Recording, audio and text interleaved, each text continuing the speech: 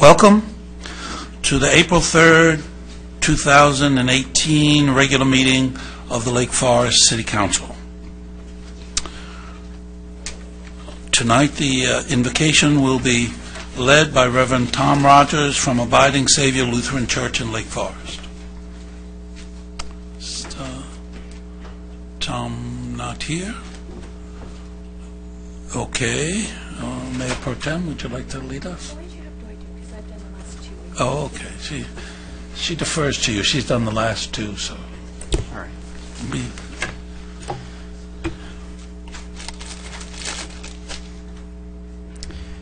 Dear God, we just thank you for this evening and for this beautiful community that you allow us to live in. I just ask that you bless this evening, bless our conversations, our discussions, help us to be passionate in support or defense of our positions, but help us to be respectful of one another and to work together as a cohesive unit for the good of the residents of Lake Forest. In your name, amen. Thank you. The Pledge of Allegiance will be led by Councilman Colonel Tom Tacagli.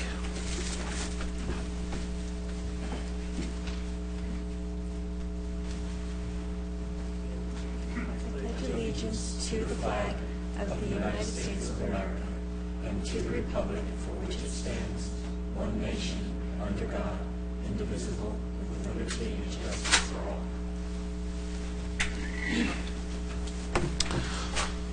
all. All right, we had a closed session tonight, and the city attorney, is there anything to report? There's no action to report tonight, Mr. Mayor.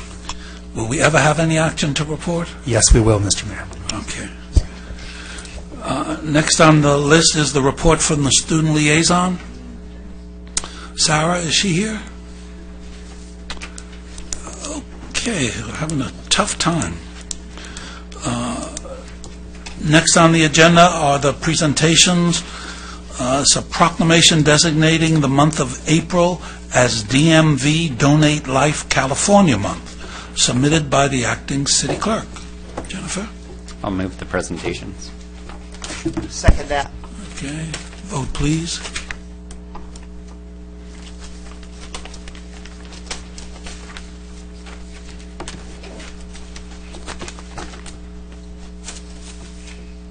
Scott? Yeah, vote presentations. That motion carries unanimously. Okay. We have a representative from Donate Life in the audience to come up. Oh, great. Okay, thank Good you. evening. And I am here. Thank you. Thank you for being here. Thank you for inviting me. I was just looking. As a matter of fact, I was here last year, and at that time there were a little over 13,300,000 people registered to be organ and tissue donors in the state of California. And as of 6:30 tonight, there's 14,494,758. So thank you for supporting us. It's a big number, but it's never enough. There's still thousands of people that die every year waiting for needed organs. Been a little over 6 years since I received a heart and kidney. It saved my life. So I do remember every day that somebody made a decision, made a conscious decision to become a donor, and I'm the lucky recipient of that decision. So I have great appreciation for the program and for the cities that support this. And, without that kind of support, things might be different. So thank you to the City of Lake Forest for making this Donate Life Month. No, thank you. And do you have any forms here tonight? Yes, we have a gift bag of goodies for you, and Juan has the proclamation for you to present down at the podium. No, I mean forms if people in the audience wanted to sign up. No, actually I don't. But if anybody's interested, I'll wait around for a few minutes and explain how you can do that, or you can go to donatelifecalifornia.org and register as a donor there. But thank you for asking that question. And it's very good that someone made that decision for you. Yes, it is. God bless you. And I'm a proud donor as well. And thank you very much. Thank you very much. Thank you.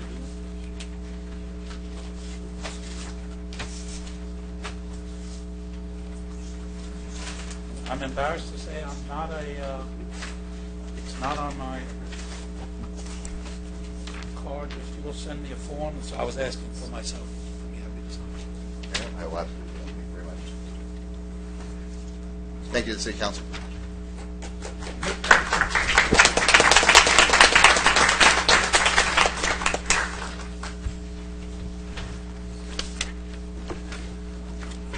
Okay, and I would encourage everybody else. I just haven't done it because I haven't done it. It's just lethargy and haven't gotten around to doing it. So I'm glad he's here, and it just reminded me to do it. Next on our agenda is public comments.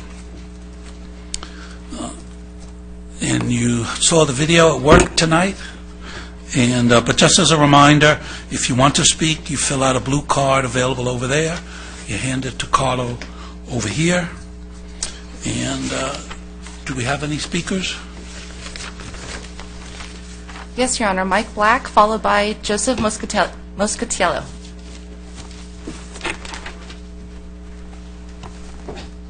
Hi, welcome. Good evening, Mayor, council members. My name is Mike Black. Yeah, it's me again. I'm back.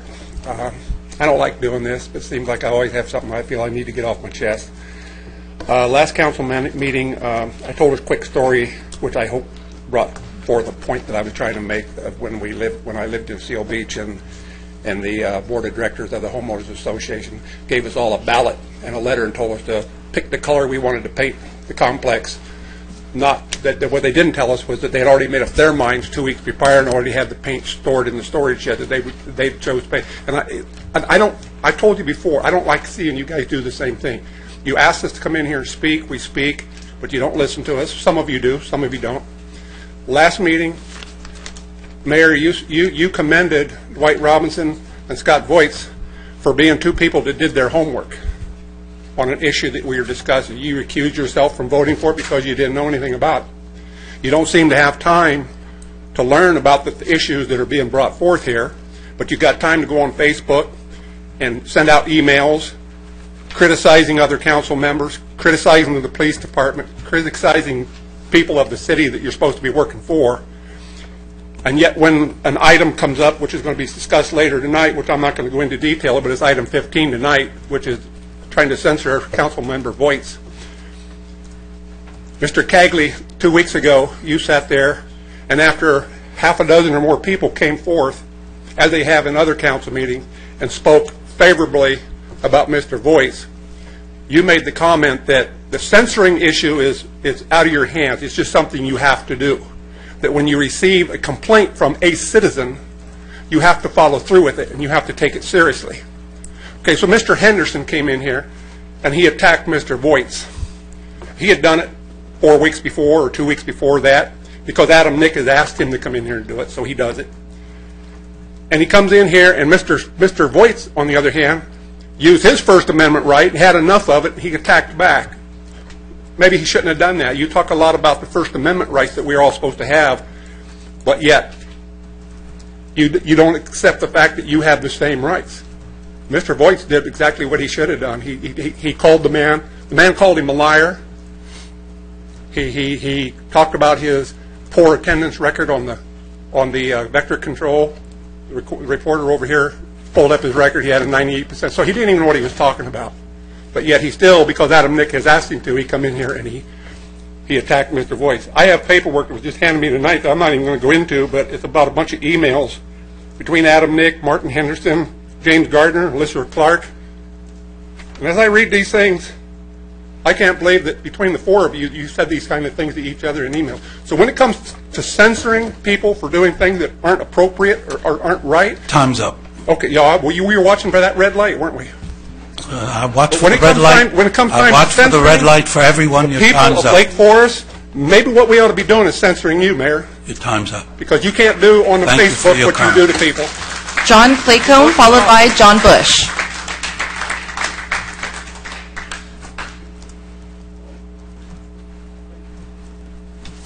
Welcome. Welcome. Thank you, Council, for allowing us to do this. Hate to be up here and talk about all this stuff, but I'll continue on with the other gentleman said. I'm here to talk about the censure of Scott Voights. As I approached you, I'm sorry to interrupt you, but the public comment section are for public comments for items not on the agenda. Senator Scott Voigt is on the agenda, so you have to save your comments for the agenda item itself. how about I comment about the behavior that happened in the last 2 council meetings? Would that be appropriate? Sure. Okay. Sure. Go ahead. I'll just go off from what I heard. I was not here, but thank you for having the social media to allow us to hear everything that happens here. So I appreciate that. What I witnessed 2 meetings ago was somebody that came here not gentlemanly like I just did for you guys. He didn't come here half-cocked. He came here fully cocked and ready to attack one of our councilmen. It was inappropriate. Nobody stopped him when he started berating him. I'm watching this going, I cannot believe this is happening. He couldn't get him for not showing up for meetings, because he did. He attacked him because of things that he felt was not addressed to us as a city. I've seen those paperwork. In my opinion, there wasn't much there. I think we had something in Rancho San Margarita. Nothing was said. Mr. Voigt probably should not have called him a paid hack. He should have just left it as a hack. Because we have seen paperwork now on the internet with him tied in with social media for the recall. To me, that's not that's a biased journalist. So maybe it'll be proven he is paid, or we could figure out a word that you might use for paid. But he definitely seemed like he was a hack. Now, nothing was said about his comment, Jim. I'm sorry, let me address you correctly. Mayor. About that was an opinion. But when Mr. Bush, who has inside information, came the next week as I'm watching it, you said at the end, this is his opinion. Now, why the difference between him, who knows you, and I don't think he knows those 2, why would his just be an opinion, which it still could be, but it was very important, and when Mr. Henderson came up, that was not an opinion. That seemed like fact because you didn't say anything. And that's something we should not be having on this council. Okay? I understand you guys got the majority. That's fine. Whatever happened in the past, no more revenge. Let's be together. And to me, that wasn't. That was exactly attack of Scott and allowing it. Time's up. Thank you for your Thank you. John Bush, followed by Mark Murphy.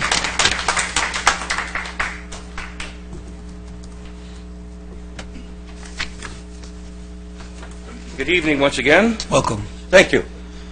I'm going to make it a little bit more concise this time.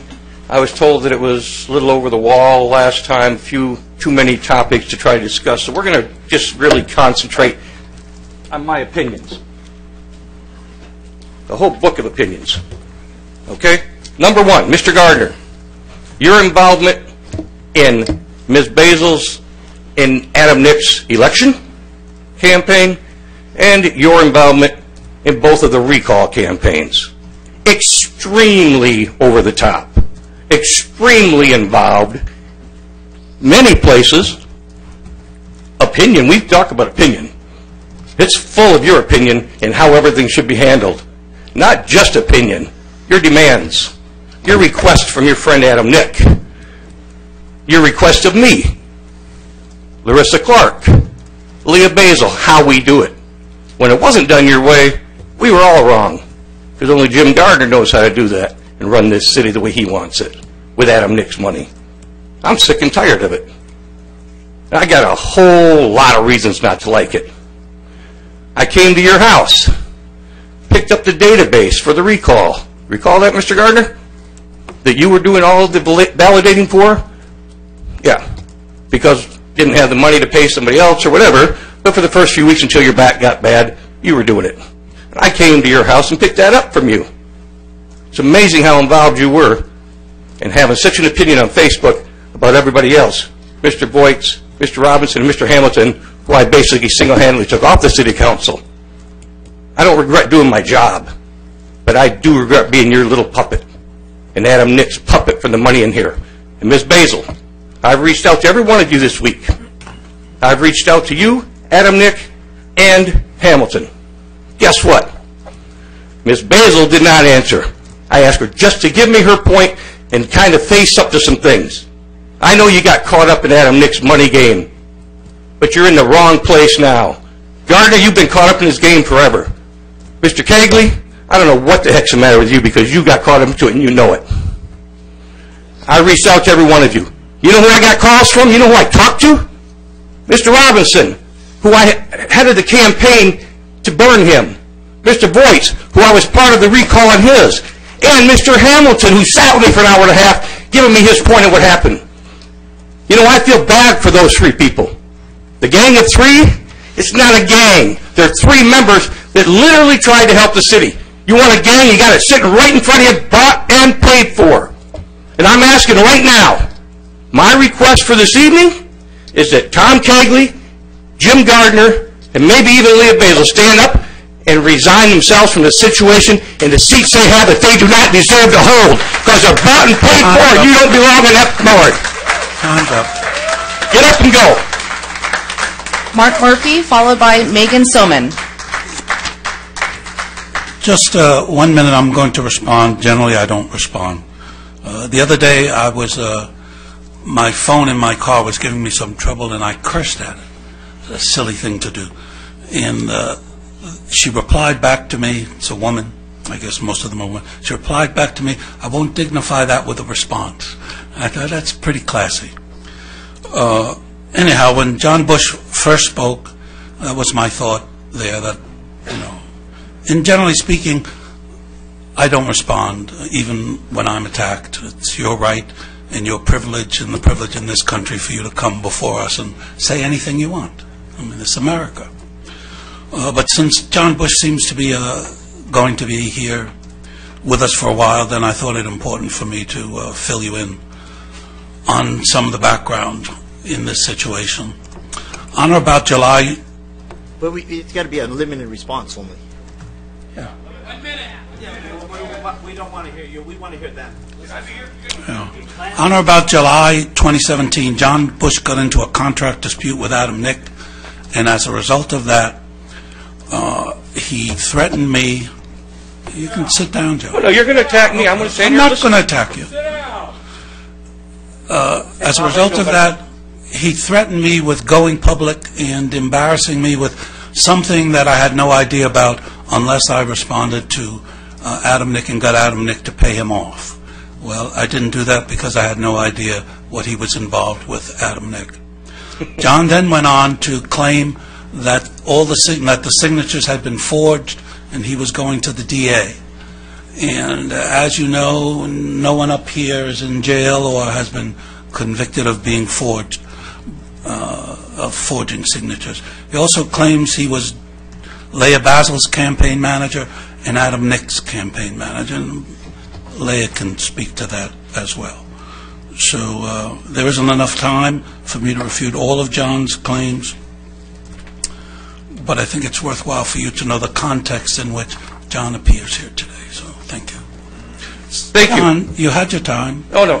Next speaker. I get a response for this, right? No, No, you don't respond. You must sit down. Oh. Sit down. The next speaker. Mark Murphy, followed Really? by Megan Soman. Really? I actually have a question. There was something put on Council Watch, and I just got a quick question as a response. In Council Watch, this came to me, it's at my dais tonight, and it implicates Martin Henderson, Adam Nick, and Jim Scott, Gardner on Scott. private emails. Scott, you're out of order. This is public comment. No, this is a comment. The mayor just lied about me in public. I want to respond. And so I'm being accused of calling someone a political hack. Me, I want to respond. He's on the leadership. You're out of order. This is public comment. This is not your comment. Sit down. You're not. You've had your say, John. You have to sit down. Yeah? Sit down.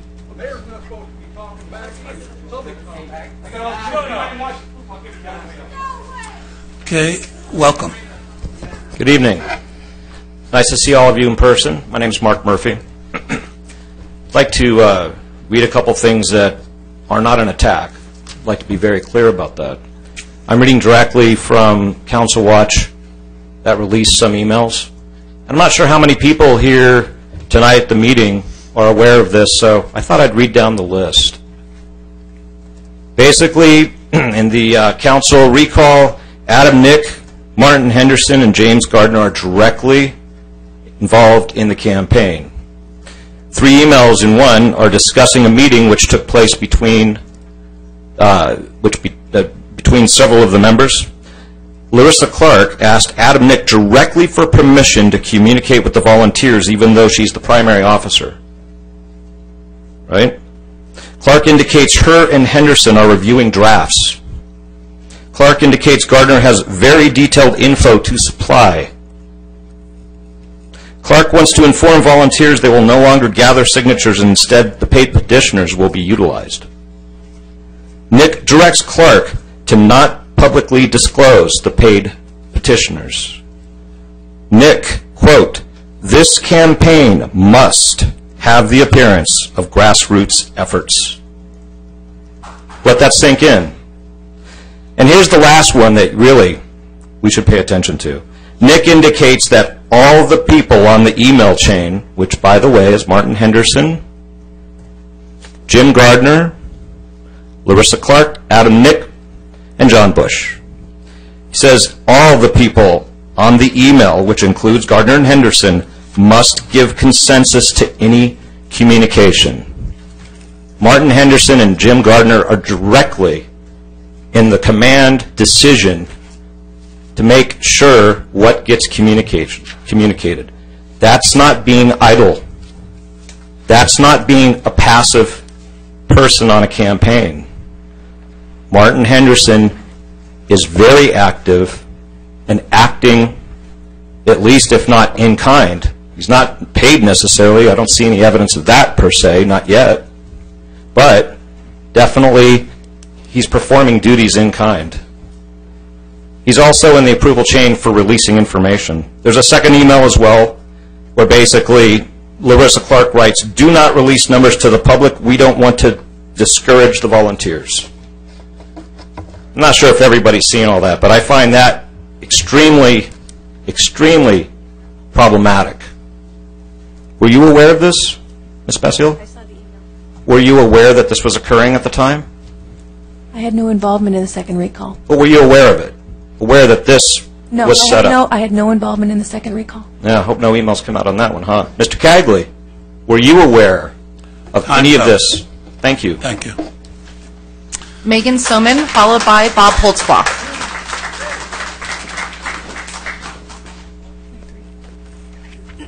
Hi, welcome.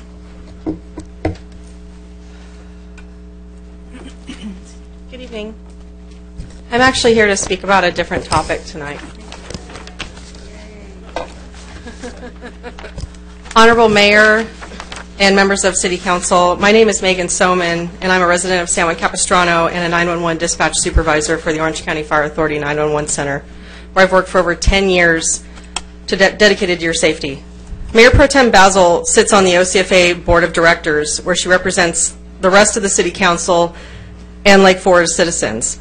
Currently, the OCFA Board of Directors is attempting to significantly decrease the daily staffing in the 911 Center from the current 24-hour shifts to the 12-hour shifts. In fact, the new staffing reduction will cost over $500,000 more a year. In 2006 and 2016, OCFA management conducted 911 Center staffing studies which proved 24-hour shifts are the best option. In addition to these studies, the OCFA executive management has conducted another study of our staffing that was published last month.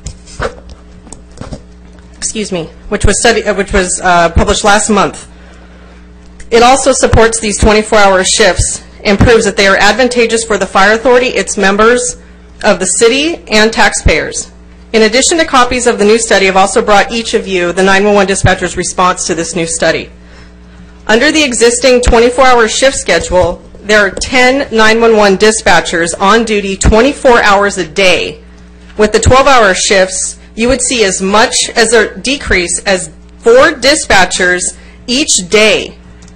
This is a clear downsizing of 911 at a cost of over $500,000 more a year.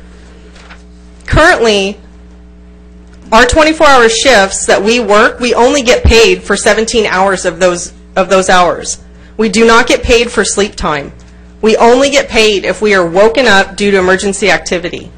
We do this for the surge capacity in the event of a large emergency or sudden influx of 911 calls. We have no problem with this practice or desire to change it. We want our staffing to remain unchanged.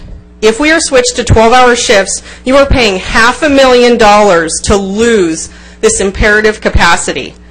Mayor Pro Tem Basil and the other OCFA board members are ultimately responsible for the life safety of 23 cities, including Lake Forest, and the 1.8 million people who depend on OCFA for emergency fire and paramedic services. I am here to hold Mayor Pro Tem Basil and the other OCFA Board of Directors members accountable if they continue with this deadly decision. Rest assured, when this downstaffing gets someone killed, the 911 dispatchers will be there to make sure the appropriate people are aware that the Board of Directors knowingly downsized the 911 center staffing and did it with multiple studies that strongly advised against it. We will hold the board accountable.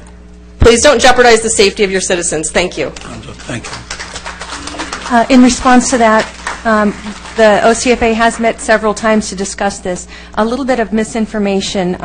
As far as the shift, they decided to change the shift because there was an issue with fatigue with many of the responders, and also the 12-hour shift made more sense because now we're incorporating a supervisor there at all times. The current 24-hour shift does not have that. They have someone that's on site that takes over as supervisor, but there was not an actual supervisor on shift the entire time.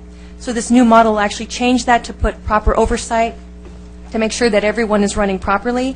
And what's happened is they have now done an analysis and found out the time frame that they're receiving the most calls. Those time frames will be staffed, extra staff at those times. They will have people that will be on call, and there's going to be more overlap. So what appears to be we're going the wrong direction, we're actually going in the right direction. We're in line with several of the other organizations in the area that do emergency response.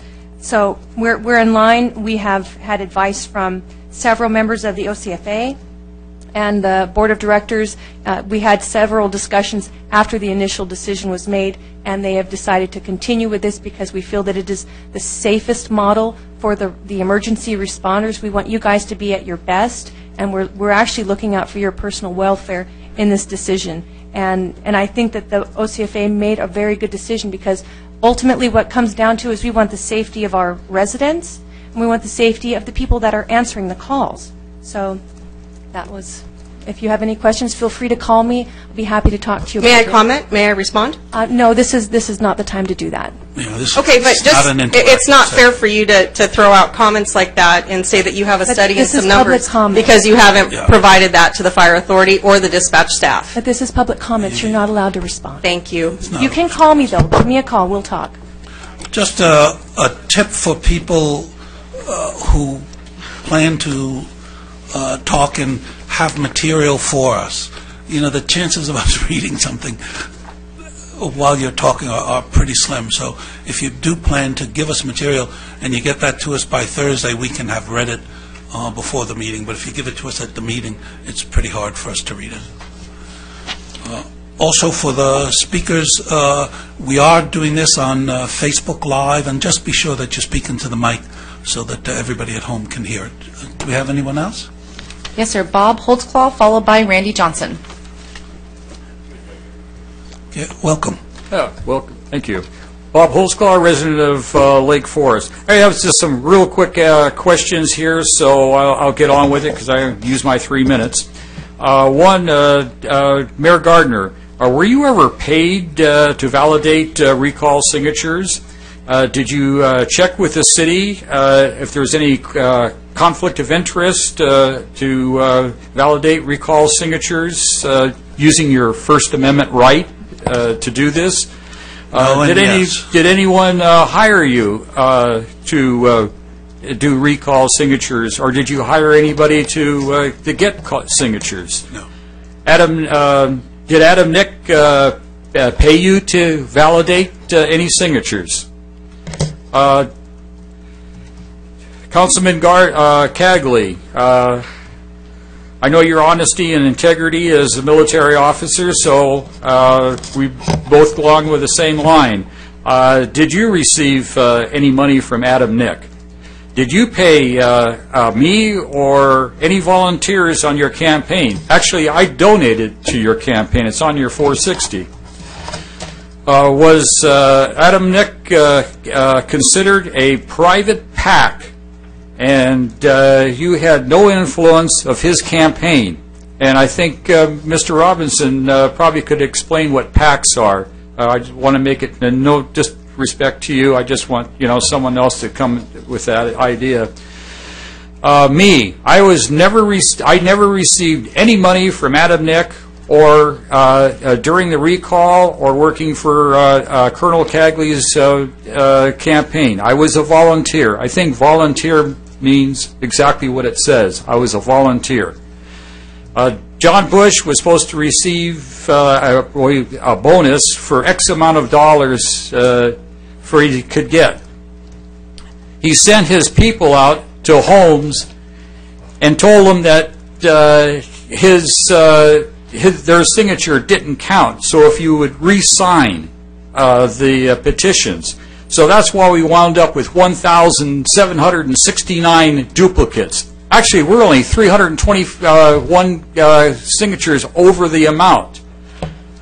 But the city residents saw it differently, and 73.1% of the people voted for the recall, even though that's the only amount we got over it. I'd like to go further, but I see my yellow light is coming on, and if anybody else wants to do it, but I just wonder, why is this guy traveling even out of the county to come here? Now, whose pocket is he in? Which one of you? Thank you. Thank you. Next. Randy Johnson, followed by Heiko Peschel.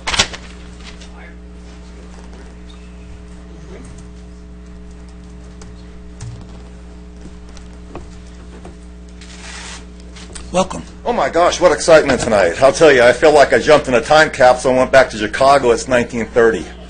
This is unbelievable. Wow, what a night.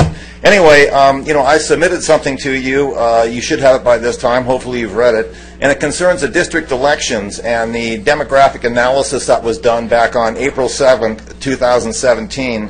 And as everybody knows, we had 4 of our 5 votes stolen from Leah Basil by Jim Gardner and Dwight Robinson. They stole 4 of our 5 council votes.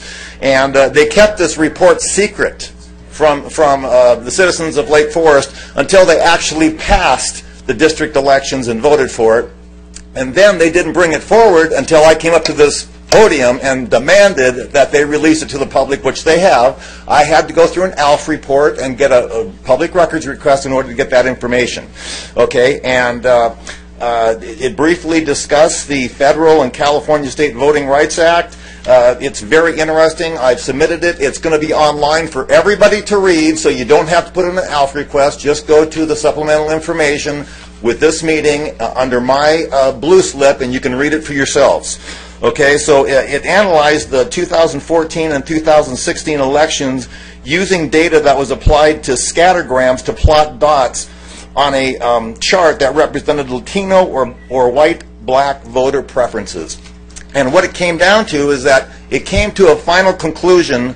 This National Demographic Corporation indicated that relatively flat slopes on the charts were an indication that there was little ethically driven voting in Lake Forest. Any such claims to the contrary would be weak and not supported by the data. And it actually gives numbers for the various candidates who ran in that election. For the 2014, it was McCullough, Miller, and Voigt. And again, it showed very little voter preference with regard to race in that. I know I'm getting short on time here. It's hard to get through all this information. But the bottom line here is that they said here, statistical analysis of the precinct-by-precinct results from 2014 and 2016 council elections do not support a claim of polarized voting in Lake Forest, but there is data that plaintiffs could use to bring a lawsuit. Of course, you could bring a lawsuit for me wearing this red hat, okay? But the fact is that We're not a racially polarized community, and you stole 4 of my 5 votes. I resent that. They did it to Mission Viejo. Mission Viejo is fighting them. They're resisting them. Okay? They have guts that you 3 didn't have. Okay, and you didn't let the voters vote on it. You stole 4 of my 5 votes. And now we have Chicago up there, Chicago politicians, and I can't vote you out of office because you stole 4 or 5 of my votes. I have no resistance against you whatsoever, and I resent it. Time's up. Heiko Peschel, followed by David Carter. Good evening, Mr. Mayor, Council, and City staff. Heiko Peschel, Foothill Ranch. And let's change lanes from this fast lane back to the slow lane. Going back to the lady from the Fire Authority, read 2 articles in the Register this week that really came down hard on all emergency dispatch in the Fire Authority in North County in their reluctance to believe people out there in the field. I'm one of those people out in the field.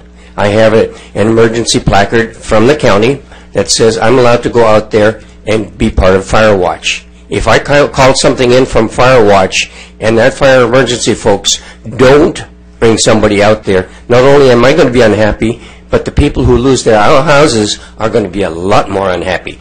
So make that a quick one.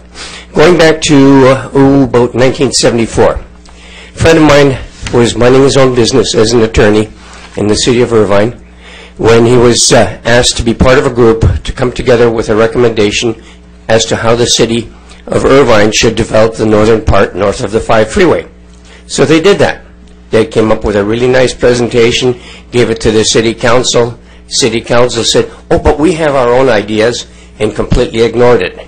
My friend, the late Justice David Sills, and his buddies stuck it to the council and ran it down their throat. So please take that as a warning. Thank you. Thank you. David Carter, followed by Nikki Modazetti. Good evening, Honorable Member, Mayor, and members of the Council. I'm a little nervous because of this one. I'm Dave Carter, resident of Lake Forest. I never thought that I'd be addressing the City Council on issues regarding my oath of office for the Planning and Traffic Commission. However, I don't speak at this time. I feel I will be in violation of not only that oath, but the oath I took as a commissioned officer in the United States Army. I believe the actions taken by the State Assembly, specifically SB 54, in the establishment of a sanctuary state violates California Constitution, Article 3, State of California, Section 1.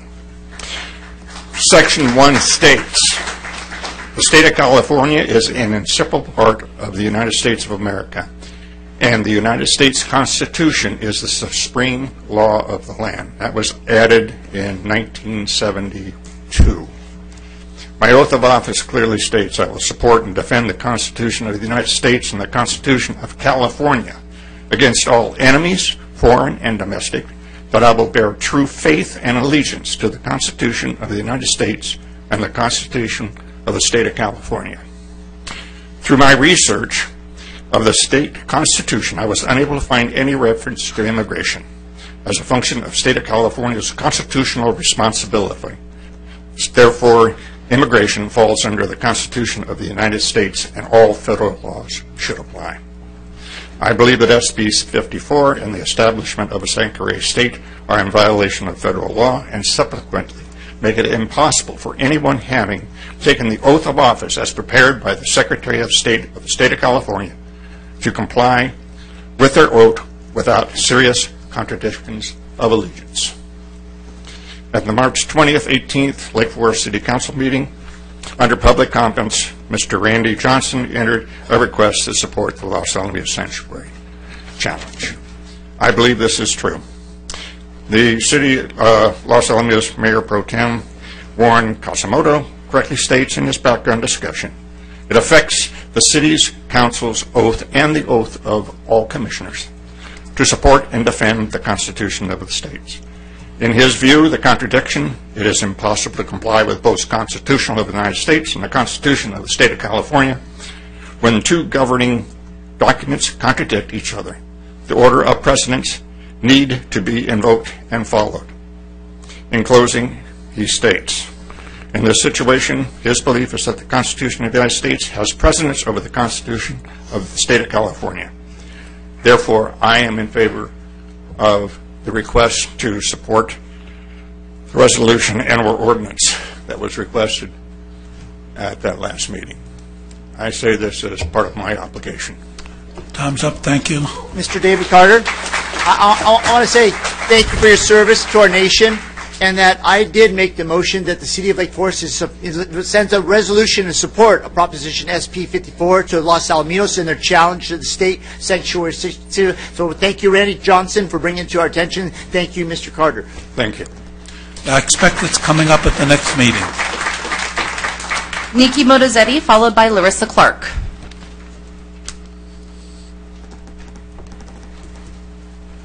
Good evening, ladies and gentlemen. Good evening, Lake Forest residents.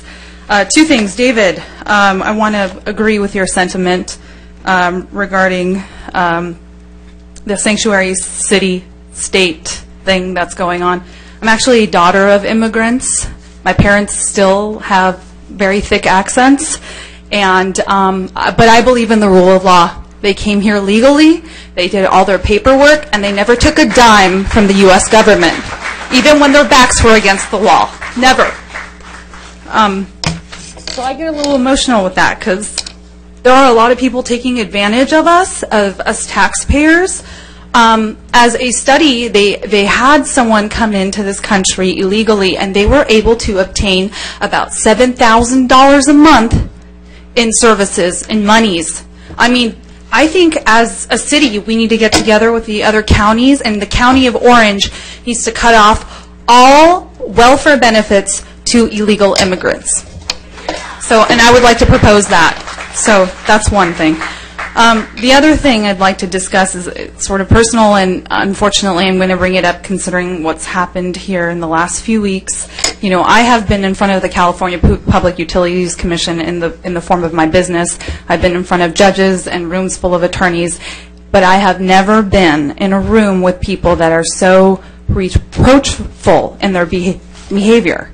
And you're asking for a raise above 15%. And I just think it's quite comical that you're asking for a raise given the circumstances that we're in right now in the city of Lake Forest. I mean, have you really solved all the issues in our city?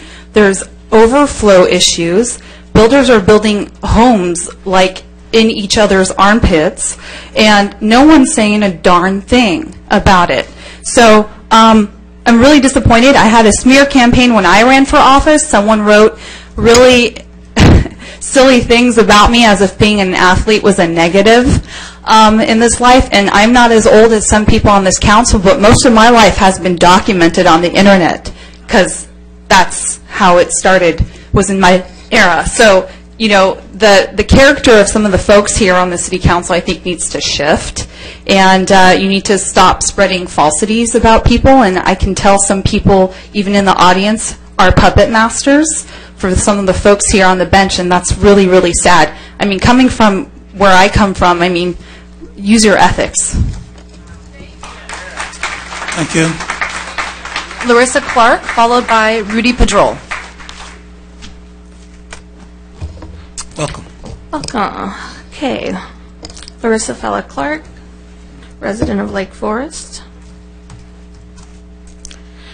So I didn't plan to speak tonight, but let me address a few things.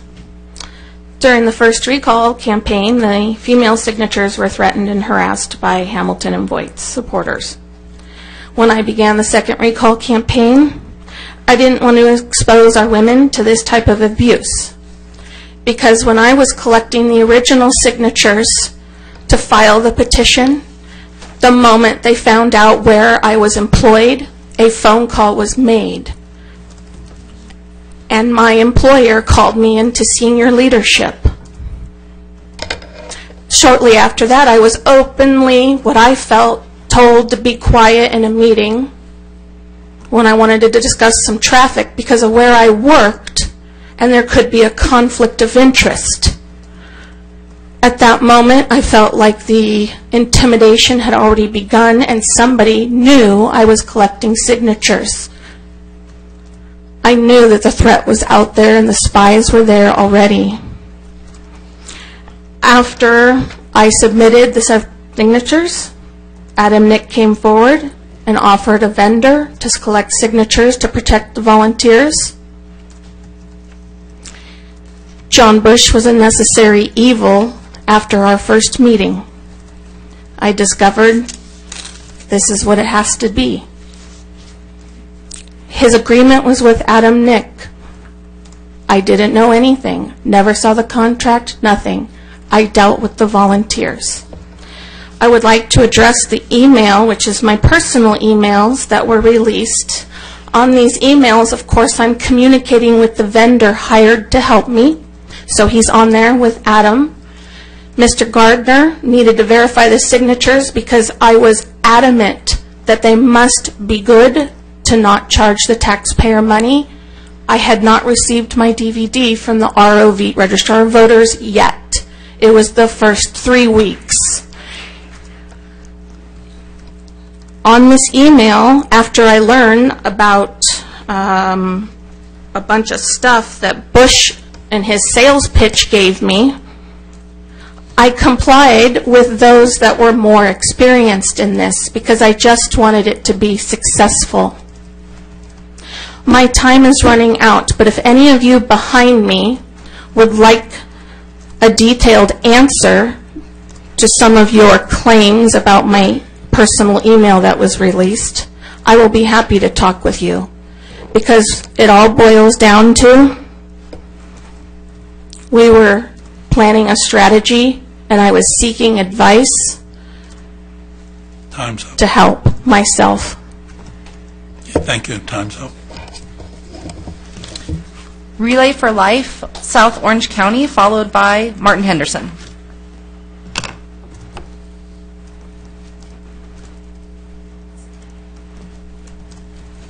Welcome.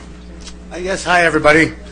My name is Rudy. I'm here as a volunteer. I'm a contractor with Irvine Company, as well as I do a lot of community support. And why I'm here is we want to thank Lake Forest. They were one of the homes for the now new South Orange County Relay for Life, which Lake Forest was the home of, led by Cheryl Bartetsko. Thanks to you guys, we raised over $38,000 by the support of a lot of our local businesses, the city, Pepinos, and many other of our business owners here. So why I'm here? We have an event actually on June 9th. I would love the support from the city of Lake Forest. What we've done is the Relay for Life has combined 5 cities: Lake Forest, Rancho Santa Margarita, Ladera Ranch, San Juan Capistrano, and Mission Viejo in a joint effort to raise $200,000. The event is held on June 9th in the city of Mission Viejo. So it's now a joint event, and we would love to support, whether it's volunteers. It's not just about one city or one. This is a community event. Just because it's held in Mission Viejo, we want you guys. I live in Mission Viejo, but we wanted to be clear that we would love your guys' support. Maybe you guys can point us in the right direction for where we can get more of Lake Forest's participation, because I have a lot of involvement in Lake Forest, and this city is very important to me personally. So that being said, the event is on June 9th. Those 5 cities, it will be held in Mission Viejo. We're looking for people that want to start their own team, people that want to, that have their own story they want to share, that are a survivor. And obviously, at the city level, we'd love someone to speak from Lake Forest, even though it's held in Mission Viejo. I'm not sure who you guys may be speaking with. You being the mayor, I'd love to have you and some of your colleagues present. And do you have someone I may be able to speak with? Yeah, I think Scott Wasserman would be the best person, and we won't hold it against you because you live in Mission Viejo. I hope not. Thank you. I eat and do a lot of business in Lake Forest, so thank you very much. Can you give us the time and the location as well, not just the date? Yes. Do you have that? It's a 24-hour event. It will be held on June the 9th, so it's 24 hours. So it's going to go from 10 a.m. to 10 a.m. the very next day. And it's really amazing, actually, if you saw what Lake Forest did last year with the Luminaria. And just, it's actually, for the first time in, I'm 33 years old, and I've finally started to consider smoking cigarettes, and as a result of what these people do and this organization. So it's crazy what can evolve from volunteering. Thank you for your involvement. You know, Relay Life, everybody's going to be affected with cancer by a loved one or a friend. So thank you for your involvement for Relay Life. I go every year, and thank you. God bless you guys, and I'll be there on June 9th. Thank you very much. What do you think about a mayor's minute on that, on the Relay for Life? Yeah, as we get closer to the event, sure. We have anyone? Martin Henderson. Good idea. Yeah. Welcome. Hello, Council. Martin Henderson, a resident of Lake Forest since 2000. I could be all over the place tonight because there's been a lot of noise tonight, but I want to try to address a few things. First of all, I respectfully ask that Council members Cagley, Gardner, and Basil not resign. Seems like for the first time in a long time, we have a council that will listen to the people and will treat them fairly. Now, one of the previous speakers said that he felt sorry for Council members Robinson and Voights and Hamilton. But I feel sorry for the people in the north end of town who tried to get Saddleback Ranch Road fixed and were met with silence. That's why we're here. That's why this council is made up the way that it's made up. Now, Mr. Bush has suddenly become a superstar in this town, and he's really reveling in it. I've seen his smirk several times tonight. I saw him as the cock of the walk at the last meeting. This guy loves it. 6 months ago, many of the people who have spoken tonight, some of the people who have spoken tonight, many of the people in this room, were adamant that there was bullying, lying, deceit, forgery involved in the collection of signatures to qualify the recall. Well, the guy who's taking claim for all those signatures is sitting in the back of the room with a smirk on his face. He's the guy that these people have suddenly invested in. 6 months ago, he was part of the problem. Today, he's part of the solution. Why is that? He's already said he's vindictive. We've seen that on Facebook. Now, he may go home tonight and delete his post. That's possible. But he says he's vindictive. He wants his money. Because he didn't fulfill the contract, he didn't get paid his money. He was supposed to get 70% validation of signatures. He got 52%. So maybe these people have a legitimate claim. Maybe there was bullying and lying and deceit to get the signatures. That's the guy you're hitching your wagon to. Now, that doesn't mean that whatever he says is false, but it certainly means that you have to take whatever he says with a grain of salt. Now, I'm pretty sure that I can come up with an email that shows that he's going to claim that there were fraudulent signatures.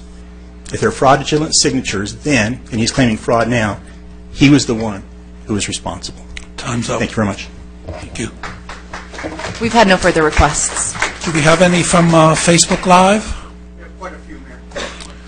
Okay.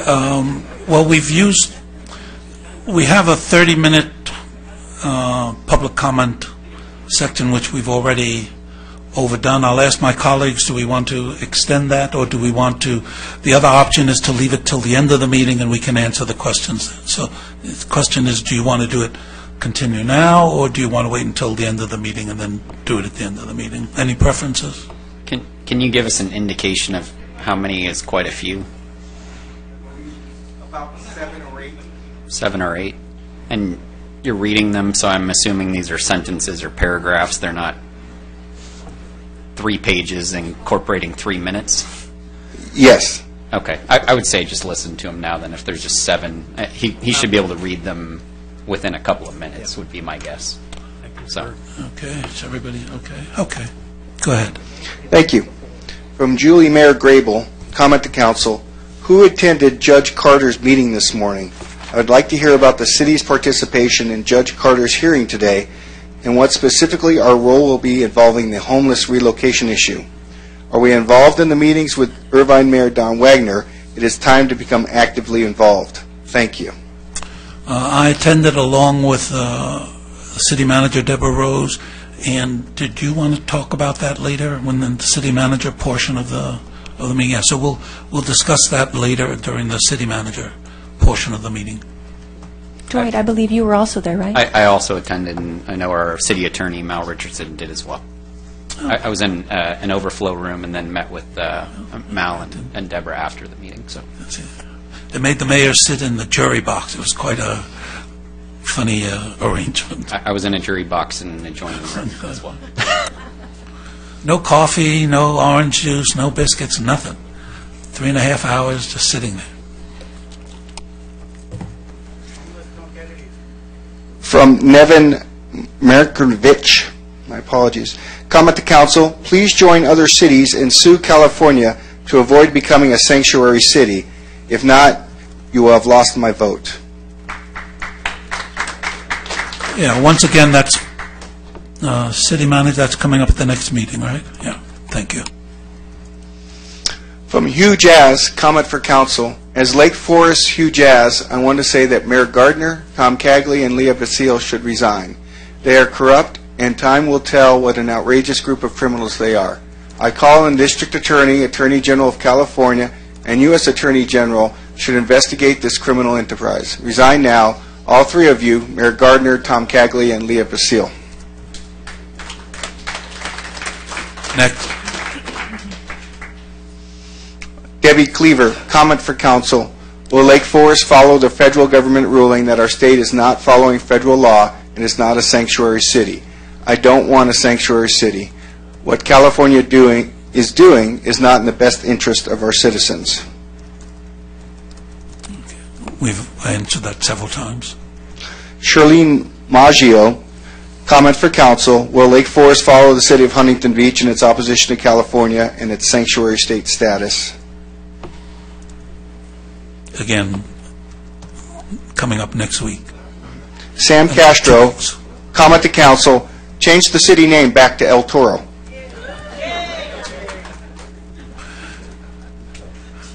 Thank you for your comment. Yeah, I believe that is all I have, Mayor. Okay, thank you. I just have one quick question for staff, and I'm not really sure whether this is appropriate or not, but so if it's not, just let me know and you can ignore it. But based on the number of comments we've had, are we aware of whether there is a district attorney investigation into some of the things that are being discussed? Not who they'd be directed to, but are we aware whether there is an investigation? Is that public knowledge or...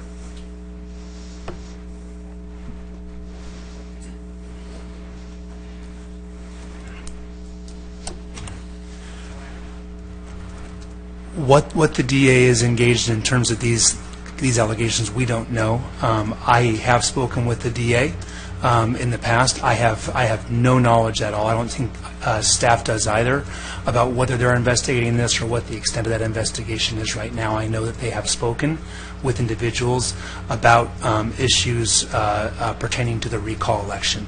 Again, what's happening with that, I couldn't say. Okay. Thank you very much. I appreciate that. I'm just kind of curious. So. But it's true that they did investigate Newport Beach for fraudulent signatures.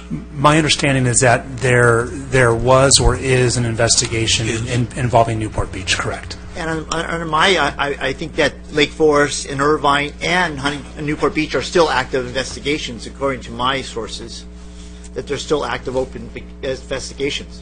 Thank you. Okay. Moving on with the consent calendar, the warrant register. All matters listed under the warrant register are considered routine and will be enacted by one vote. There will be no separate discussion of these items unless members of the City Council, the public, or staff request specific items be removed from the warrant register for separate action. Have there been any requests to pull an item from the warrant register? I believe staff has a request. Mr. Mayor, the staff would like to pull the warrant for IRWD. Any reason for that? Or you just... We have a miscalculation on that, Oh. so we'd like to take it back, and we'll bring it back at your next meeting. I'd like to move the remainder. Okay, vote please.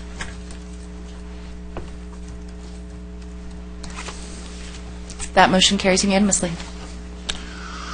Next is the consent calendar, and once again, all matters listed on the consent calendar are considered routine and will be enacted by one vote. There will be no separate discussion of these items unless members of the City Council, the public, or staff request specific items be removed from the consent calendar for separate action.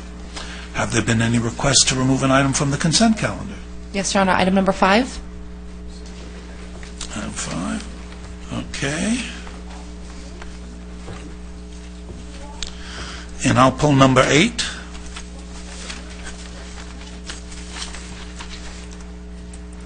I'd like to move the remainder. I'd like to pull 9 for just some brief questions. And I'll pull 12. So is your motion to... Still, my motions, the remainder shall be moved by me. It's less remaining. Second? Do we have a I'll second? second. Okay. Vote, please.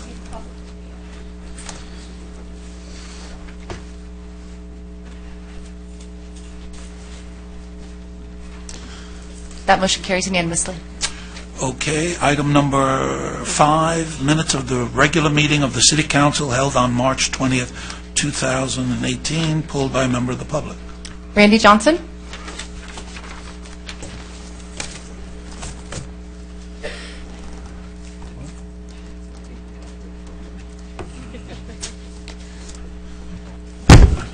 Welcome. Hello, Council. Randy Johnson, Lake Forest. And, I just want to correct the record on something here. I don't want to be misinterpreted. And I'm sure this was just an oversight or something on someone's part. But on item 16, we were allowed to speak last meeting, even though the item didn't come before you because Leah was gone. But the minutes show that, I'll quote this, Randy Johnson, Lake Forest resident, requested a respectful dialogue from the council members and the public. He encouraged the community to move forward as a unified team and not focus on the past. Okay, the last part of that is totally correct. The first part is not. I never requested respectful dialogue. Respect, as far as I'm concerned, is a sign of obedience or compliance, okay? And, you folks don't just have opinions, you have votes. And your votes really affect my life. You stole 4 of my votes, for God's sakes, okay? The 3 of you, Basil, Gardner, and Robinson. You stole 4 of my votes. Yeah, could you confine your comments to the corrections you'd like on the minute? And I'm angry about that, so I don't respect you for that. And I'm going to tell you that to your face. You don't have to guess with me. I understand. How would you like the minutes corrected? Okay, so as far as correcting the minutes, I did not say, I went back and I looked at the video and I reviewed it 3 times. At no time did I say that I requested respectful dialogue because I don't think that's appropriate here in a government meeting. Okay. We shouldn't have to show respect for people that we don't respect. All right, so you're asking her to delete that sentence? Just delete that sentence is fine. Okay, thank you. But the rest of it is fine. Okay, thank you. Make a motion, we approve the minutes subject to amendment. Second.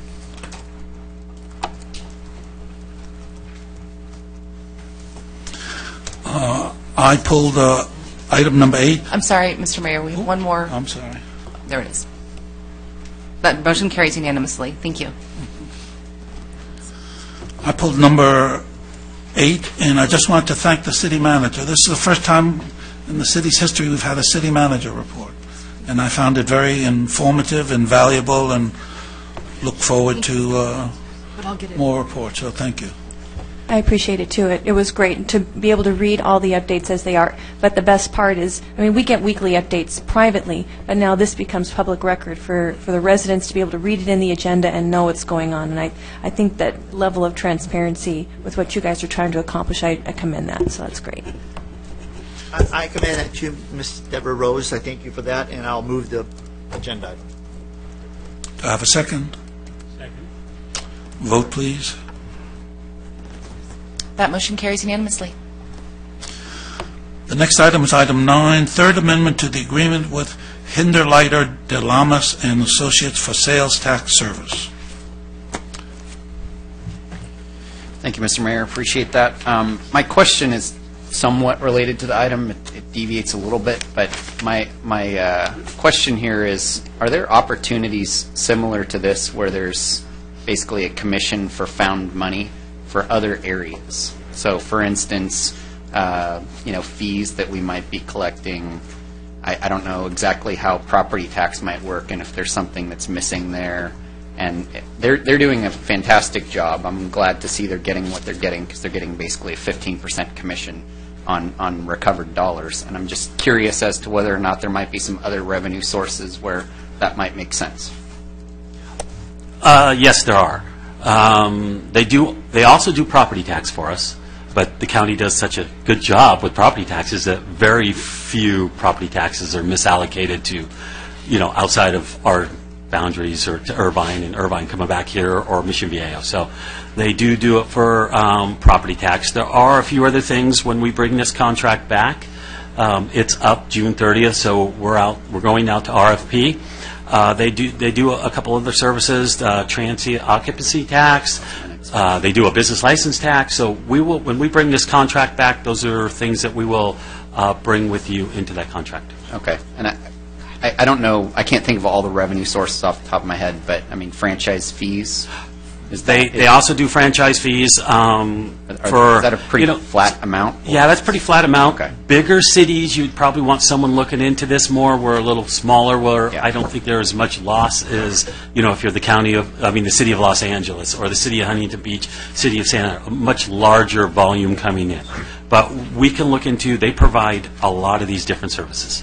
I just look at it as, when it comes back to us, if we look at the full scope of what they can provide, if they bring us $1 and we give them 15 cents, we made an extra 85 cents, right? And it doesn't hurt to ask, since it's just commission-based, as long as the flat monthly fee or quarterly fee wouldn't change. Yes. So, I'm definitely interested in that. You will be seeing that when we bring back the RFP. We're going out. There's a few different vendors. There's only a couple of them in the state. There's probably 3 of these type firms in the state that do the sales tax, property tax, TOT, business license, short-term rentals, of a host of things. But you'll see it when we bring the staff report back. Okay. And I'm just not familiar with seeing it on the property tax side as an agenda item, but I have seen this pop up, because there's actual revenue that they're recovering, so it ends up being something that we need to vote on. But that's why I asked the question, but I appreciate their response. Yes, on the property tax side, like I said, they haven't found one. I mean, it's not that there's not one out there, but it's, like I said, the County of Orange is doing such a fantastic job collecting and keeping it in the respective boundaries that, there's not much to go after. Now, when there was redevelopment agencies, that's when everybody was seeing the discrepancies in the property tax, and that's when they were making their money off the property tax. Yep. But at this point, TOT tax, is it not occurring, or they're providing that service? Or No, they are not providing that. We are just, the hotels are just sending it to us directly. Okay. And then what happens is we hire our auditors, our current city auditors, go out and audit these hotels. HDL does stuff like that, and much more, probably have a thorough audit every year on the hotel, since they're collecting it and following it. Okay. Well, I'd definitely be interested in seeing a proposal for them, whether it's incorporated in the standard contract here or something separate. Okay. So, thank you. All right. With that, I'll move the item. Second that. Okay, vote, please.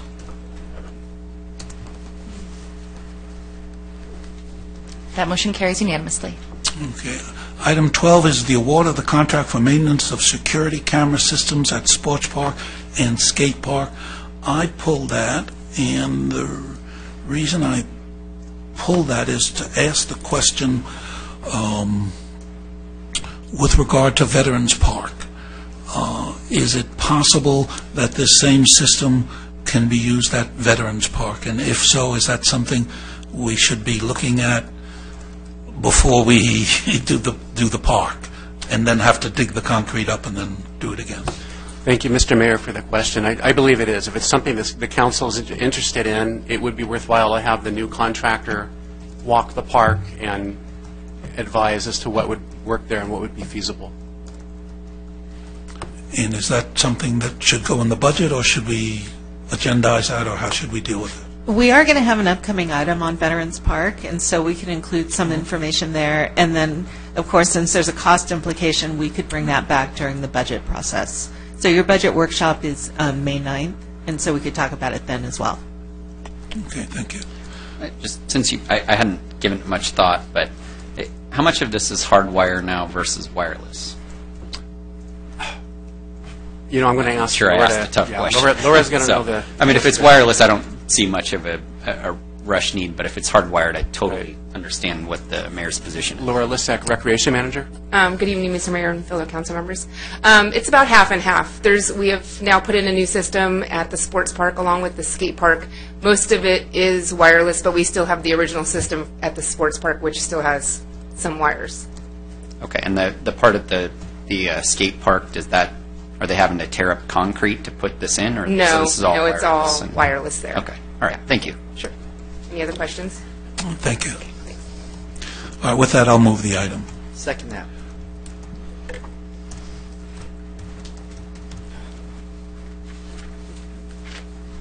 That motion carries unanimously. Mr. Mayor, considering the next agenda item is probably going to take up a lot of time, should we go ahead and do our quick 10-minute break now, or should we wait until 8? Obviously, it's your preference to do that, huh? Kind of need a break. All right, we'll take a 7-minute break and come back at 10 to 8. We didn't get a break from closed session to here. We just had to walk straight on. We get a restroom.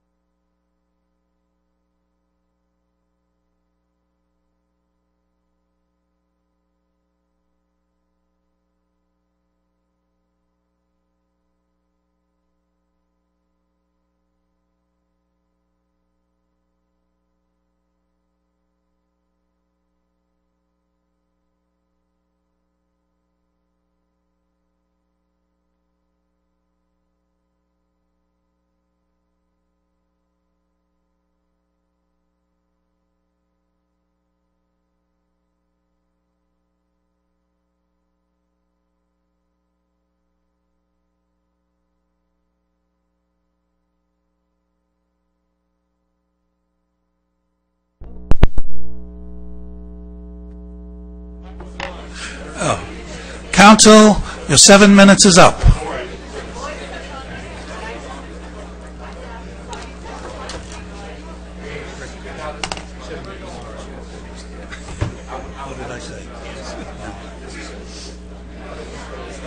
Yeah.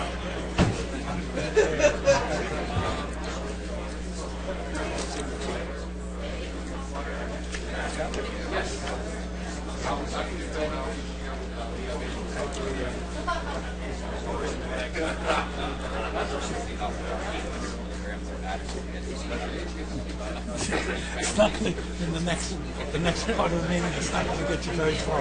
I brought him two because it sounded like he needed it. That's it. I'm going to take one myself. Okay, let the fireworks begin.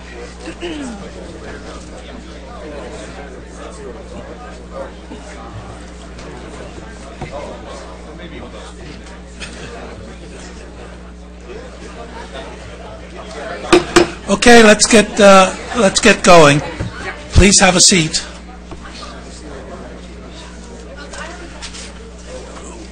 We're now at the discussion action items, and item 15 is the discussion of the request for censure. And do we have any public speakers for that? We do, Your Honor. Mark Murphy, followed by Mark Grenier. Please settle down.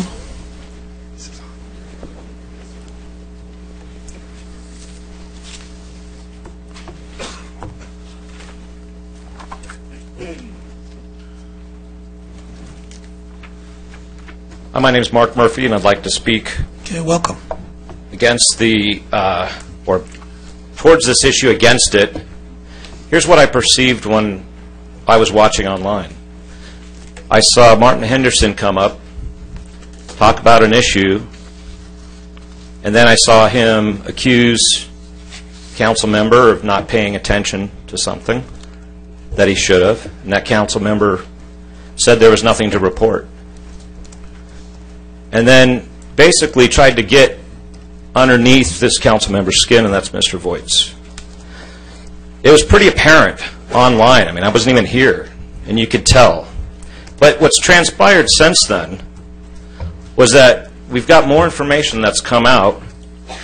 I read through Mr. Henderson's complaints, and basically he used a whole bunch of documents from Rancho Santa Margarita that basically confirmed what Councilmember Voights had said. There literally really was nothing going on in Lake Forest. So here's a whole bunch of information Mr. Henderson's trying to make a huge deal out of, right? And Scott gets upset. Mr. Voights gets upset. Councilman Voights gets upset and calls him a hack. So I wanted to look up what a hack was. I was pretty sure I knew what it was. But in short, it's a journalist perceived to take partisan sides. Now, I got to tell you, I've always read Mr. Henderson's writings as being partisan sides. But after seeing that he was on your volunteer list as a social media person during your campaign, is that correct? Actually, that's not correct. Okay. That document that you guys have is not what you're saying it is. Got it. It was simply a list of people. I'll answer afterwards. Yeah, once again, That's fine. Public comment is... That's fine. So basically, Mr. Henderson, through these emails, he's on an approval chain. Whether he's paid or not is really not germane. It just isn't. If any of you guys, if there's any emails come out that pretty much know how involved he is, not just as a campaign person, not just as a volunteer, he's on an approval chain. It means he does more. You can't let this stand. You just can't. It's not going to be right. And if it comes out later on that there's even more communication, everybody will see exactly how involved you guys were and what you knew and what you've declared. Right, Mr. Cagley?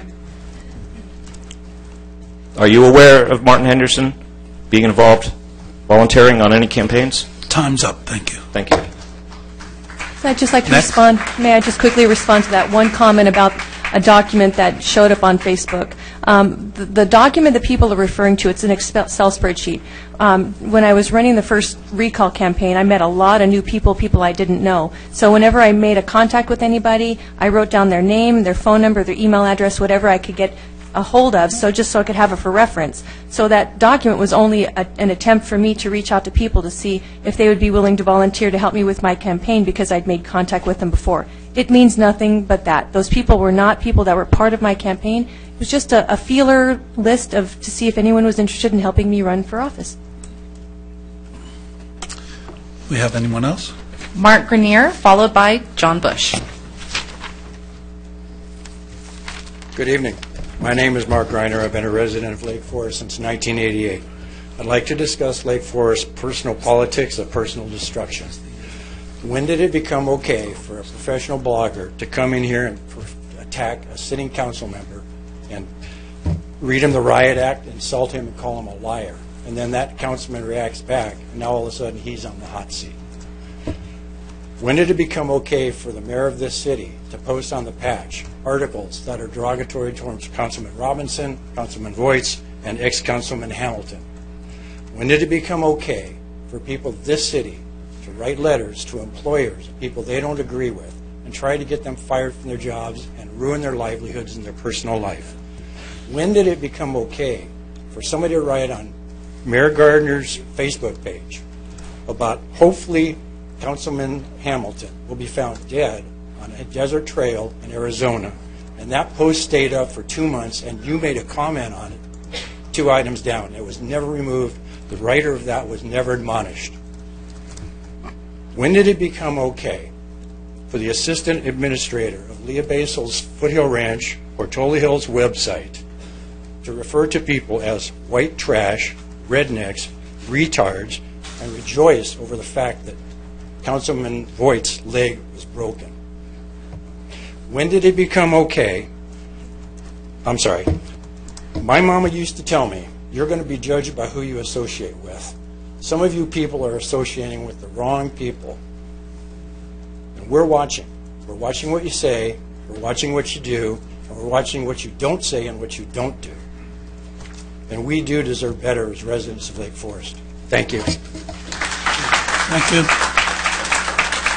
Next. John Bush, followed by Randy Johnson. Welcome. Hello once again. I will apologize for getting a little over exuberant. I do get a little excited when I am called names, done a few things, and especially in the back of the room where somebody comes and cusses over my ear and to my wife and I. Speaking of which, Martin Henderson. I won't call him a paid hack. I have no proof that he received money from Adam Nick.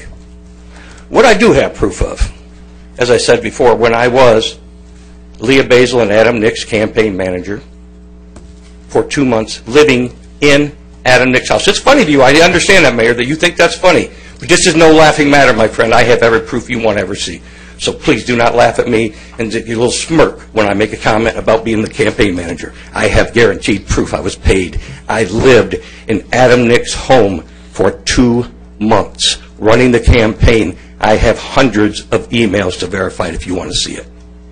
Now, to get with that Martin Henderson, how I know he was partial to this, and Miss Basil probably should have known that he had a lot to do with her campaign, because while I was living in Adam Nick's home, sleeping in the bedroom downstairs near the front door, several, not a couple, not a few, several occasions, I answered the doorbell between 11 and 12 o'clock at night to Mr. Martin Henderson to come in with his laptop and sit at the dining room table with Mr. Nick typing away.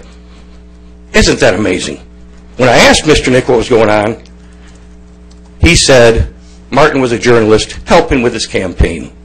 Now, I was also the only member on the pact against Dwight Robinson and the only one working the campaign and paying, hiring, and delivering myself flyers on every doorstep in Lake Forest. Maybe you don't call that a campaign manager, but Adam Nick did, as he paid me weekly for doing so. Now, When I asked him about Mr. Henderson, why he was there, he told me he was a journalist helping them. And then the meetings no longer took place at the dining room table. I would see Mr. Henderson's little pickup pull up out front, and he and Mr. Nick would walk around the block for an hour. Now, I'm really not sure what you call that. I'd say it's a hack. Did he get paid? No idea. Did he have a lot of influence on the campaign? You bet your smiling face, Mr. Gardner. Thank you. Randy Johnson, followed by Ken Henderson. To clarify, John Bush was not my campaign manager. I never paid him anything for my campaign, and I'm pretty sure he doesn't work for free. And as far as Martin Henderson, I don't know what Martin does in his off hours. I hardly spoke to him during my campaign, so that's I don't know where that's coming from. I have no idea what Martin does in his private time. Welcome. Hi, Randy Johnson, Lake Forest. You know what I said 2 weeks ago, and pretty much I feel the same way. I don't want to take sides on this at all. I just want to move forward as a city. That's all I want to do. This bickering, everybody's tired of it. The whole city is tired of this infighting, really. And we thought when Hamilton left, you got your pound of flesh, it was over with. I thought it was over with. I said, okay, so he's gone, and now we can just move on. And now you're pouring more salt into the wound. Why do you want to do this? Why do you want to provoke more anger? Why can't we move on as a city? And I had no idea that any citizen can write a letter to you folks and have somebody censor it or put it on the agenda. I didn't know that could happen. Can I do that too? Yep. Oh, so if I think that that Leah or Jim Gardner should also be censored, I can write a letter and it has to be agendized? Is that the way it works? Yep. Okay. I'll keep that in mind. I will keep that in mind. Vote accordingly tonight, okay? Thanks. Any more speakers? Ken Henderson, followed by Heiko Peschel.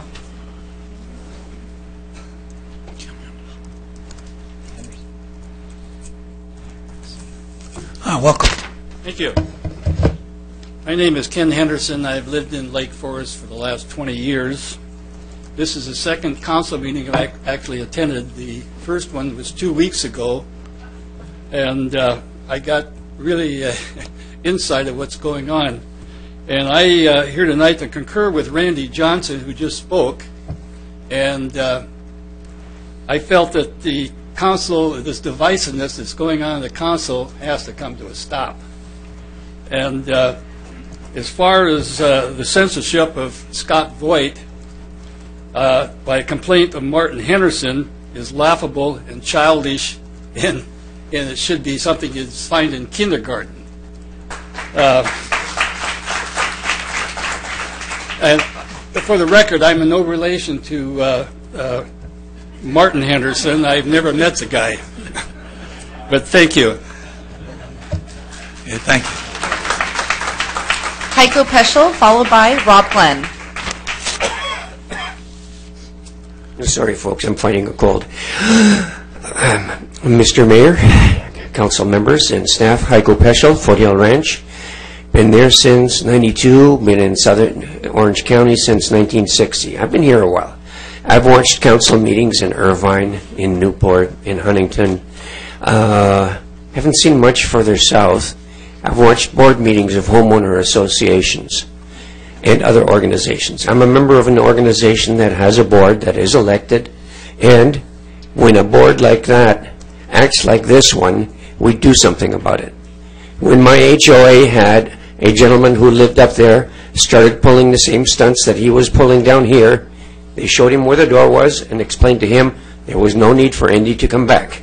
Andy hasn't been seen since. Whatever he's doing, he's not bothering us anymore up there.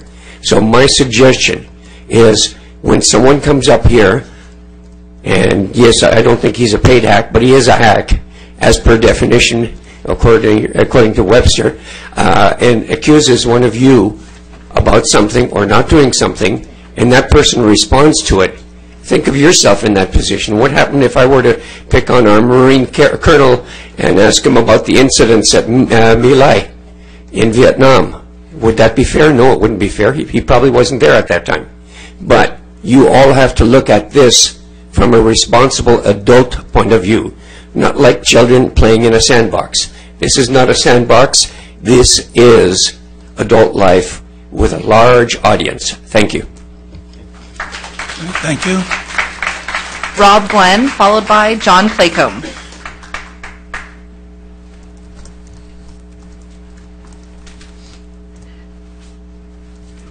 Welcome. Good evening, Mayor, Council members. Rob Glenn, resident of Lake Forest since 1989. This is just like the current news. The left media constantly bringing up collusion.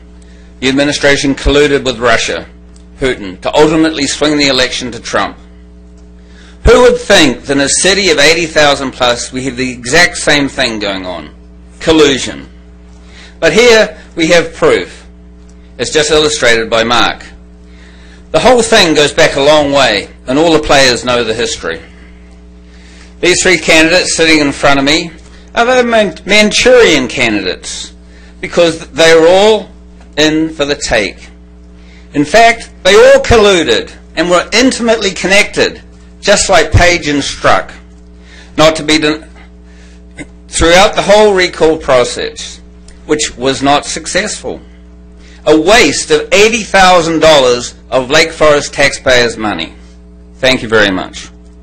Not to be denied, a second recall was ordered by the puppet master himself. Now the residents were accosted at the big box retailers by these paid thugs to gather the signatures. People were pushed over and harassed in the aisles. The whole process being followed closely by the new gang of three.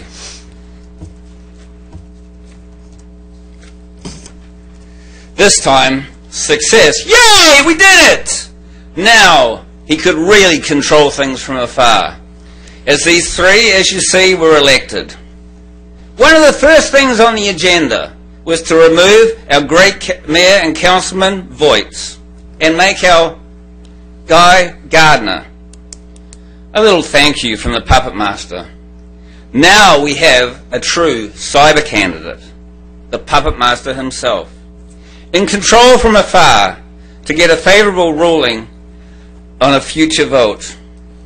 To me and to the residents of Lake Forest, you're all a bunch of political hacks, brought and paid for by the puppet master himself.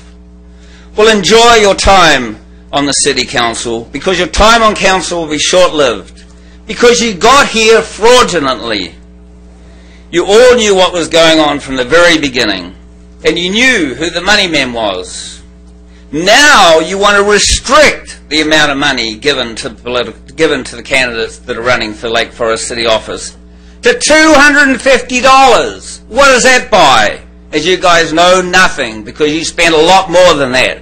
And you allowed the puppet master, a.k.a. Adam Nick, to spend between $300,000 and $400,000 on you three clowns. Thank you. Thank you. John Claycomb, followed by Mike Black.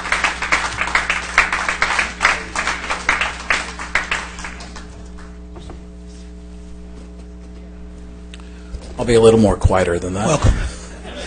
Welcome. As we spoke about the behavior when I did in public comments, now I want to speak directly with the censor. When Martin Henderson came up earlier, he respected everybody here. Every single one of you did not yell at anybody, spoke calmly, like most everybody here has. We did not witness that when he was up and came right up front and told Scott that basically him be nice to everybody that talks, regardless of what side he was on. That was not appropriate, and he was politicizing this. I've met Scott many times, have not necessarily sat down a lot, but we have kids in AYSO, so we've talked. He's always been nice. If that's politicizing or not, maybe it's just him being a nice guy. But when somebody comes up and first thing they do is basically point at him and say the things he said to begin with, we know as a confrontation. And nobody stopped it. And they let it go.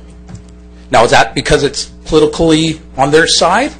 Possibly, because I would assume the mayor can stop it. Maybe Dwight could too. Nobody said anything. So let's get down to why he called him a political hack. He's been to every it seems like every meeting. Because that doesn't seem like the problem. It was because he didn't address the agenda to everybody here as residents. And as Mark Murphy said earlier, there didn't really seem like that much on there. And I would hope that you four, besides Scott, would look at that and see, is there really anything there? He got attacked. As a human being, we should all, regardless of what side we're on, based on the council, we should have empathy for him, that when somebody gets attacked, you say something. And I'll end this with basically why we're here, because he called him a paid hack. Seems like he's a hack. We don't know if he got paid. But if I pointed to anybody up there and I said, you know what, you're a stupid jackass, and then you pulled out your PhD, your 1600 score on your SAT, I go, okay, you're not stupid. But guess what? You're still a jackass. And that's still bad. Nobody wants that. But if it's true, you got to live with it. So I asked the council, regardless of how you feel about Scott, this is not fair, and it could happen to any of you guys. So let's bring it together. Let's forget about what side you vote on, the old Gang of Three or the new Gang of Three, and let's actually come together on this vote and respect what happens, because you guys do a tough job. Time's up. Thank you. So, council, please do the right thing, and don't let this get through. Mike Black, followed by Martin Henderson.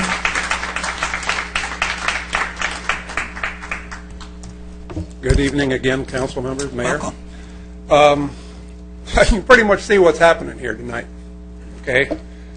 I was reading this item 15 here, and it said recommended action, exercise city council discretion regarding a public request for censure of council member Scott Voights. I've been listening to the public tonight and on other nights. The public is asking for it not to be voted for. Okay?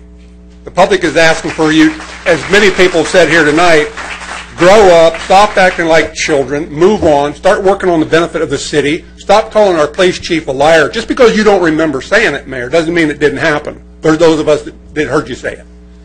Okay? You can't do that. You got to respect the man, respect what he does, respect what he does for our city. Okay?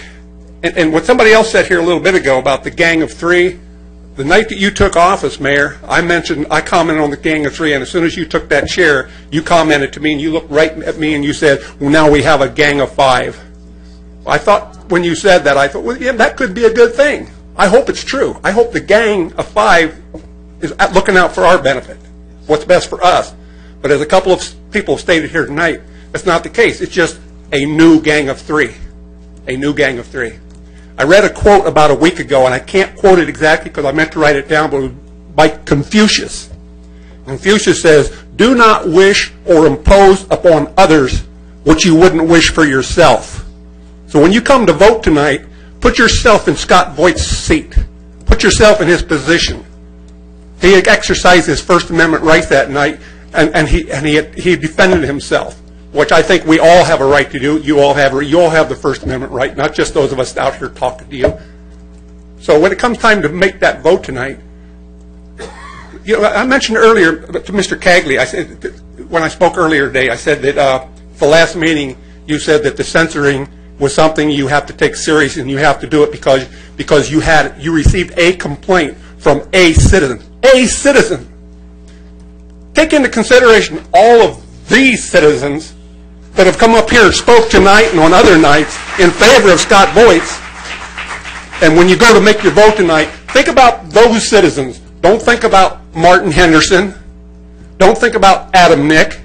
Think about what the people of Lake Forest want. The people here tonight have spoken. Okay? But it's just like the townhouses I told you about before. Have you already picked the color of paint before you asked us what color we wanted it? I hope not. Thank you. Thank you. Martin Henderson.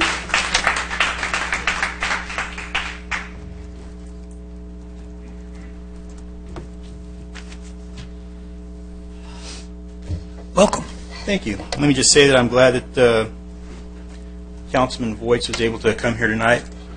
Sorry to hear about your injury. Really am.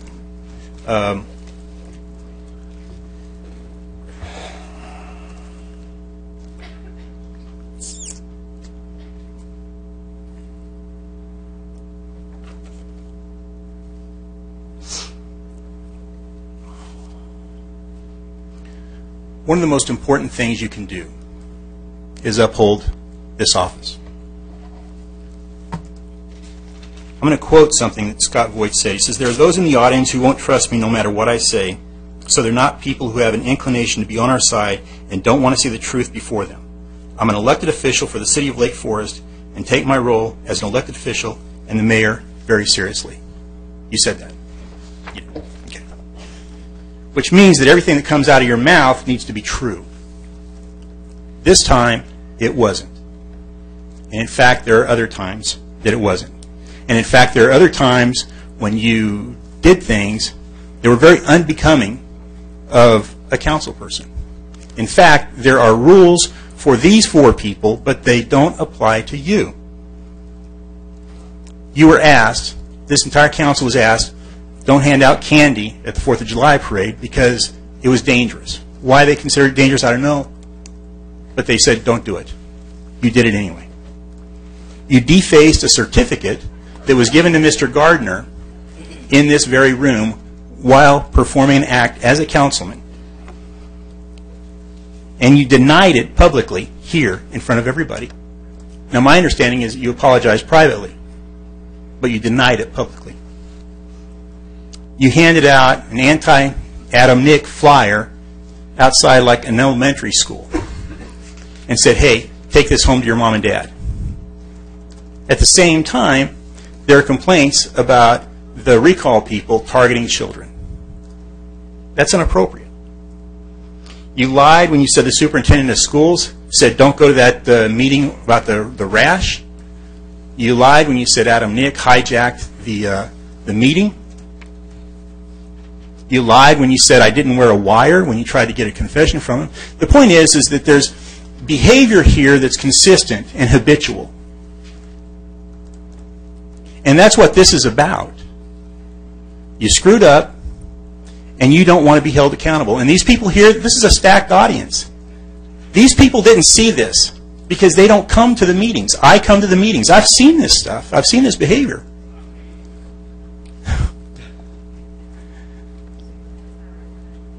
Yeah. Yeah. My voice matters. Time's up. Thank you. We've had no further requests. But I believe Facebook has. Oh, something from Facebook? Sure. Good.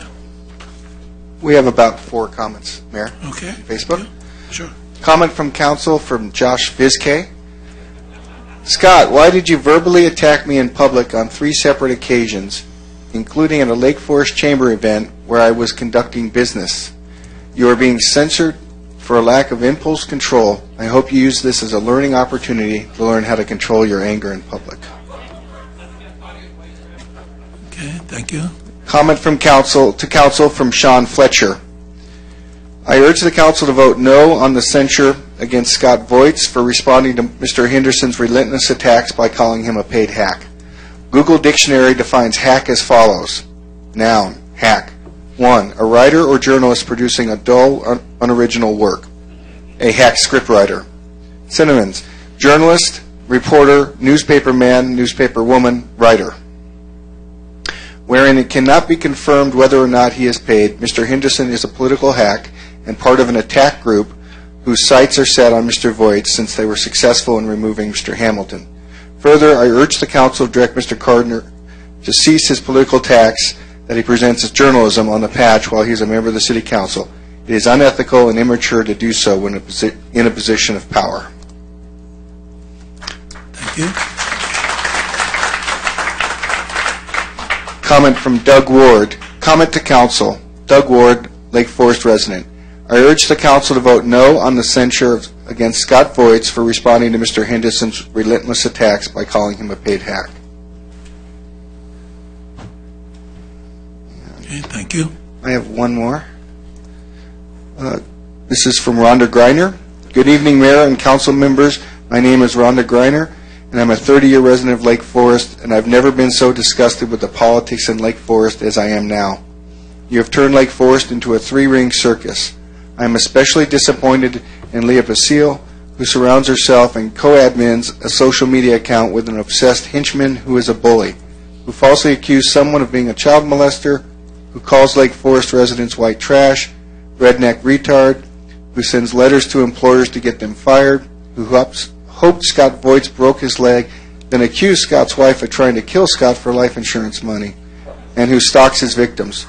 This person is a very dangerous man to associate with. More and more people are watching the actions of our city council through social media and who they associate with. I know several people who will not speak tonight because your henchman saying he will video them and post on Facebook to ridicule them. By not condemning his actions, you are allowing him to bully and harass good citizens of Lake Forest. This divisive nonsense needs to stop. Be the role model you desire all Lake Forest residents to be. Bully-free starts with me. Okay, thank you.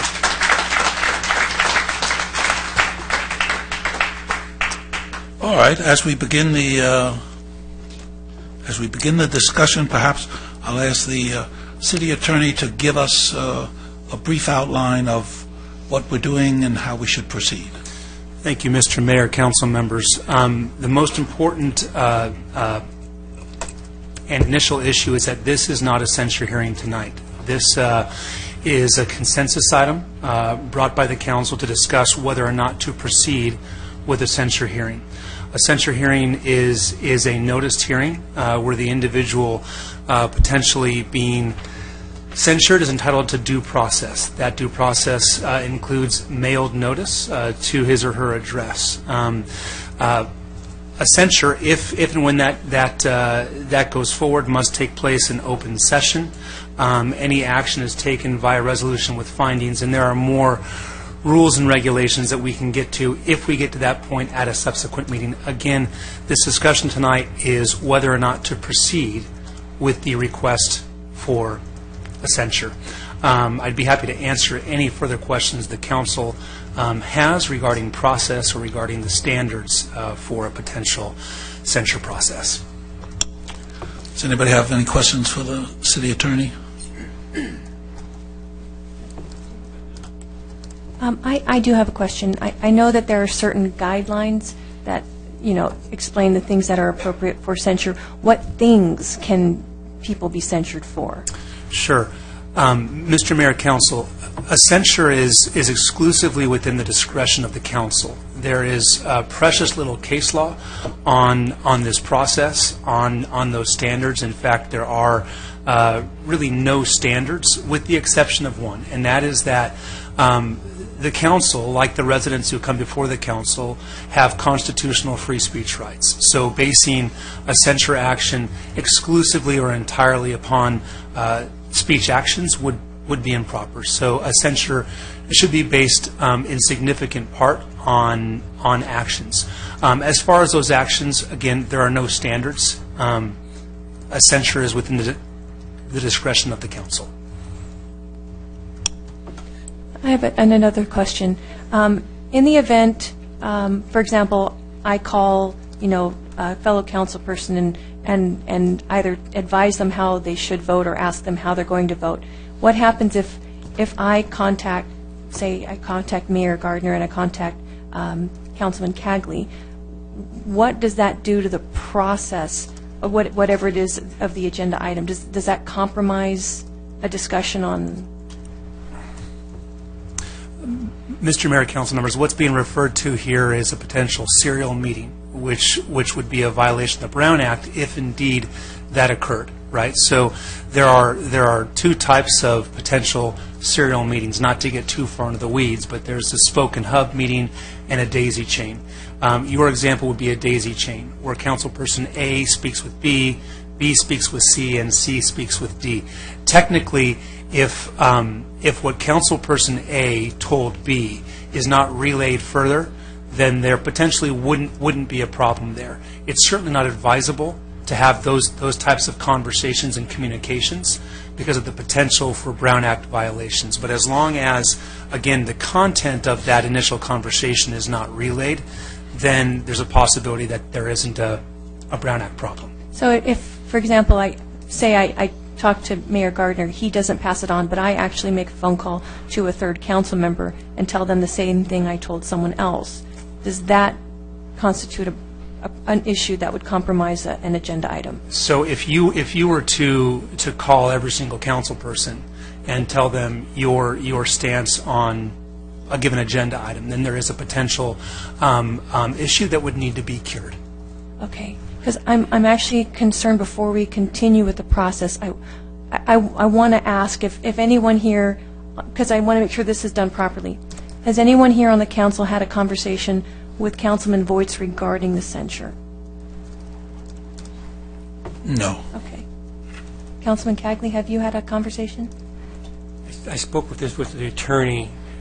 Mr. Voights did call me. I said I would not discuss the issue, that I recommended he apologize from the dais, and that's all I said.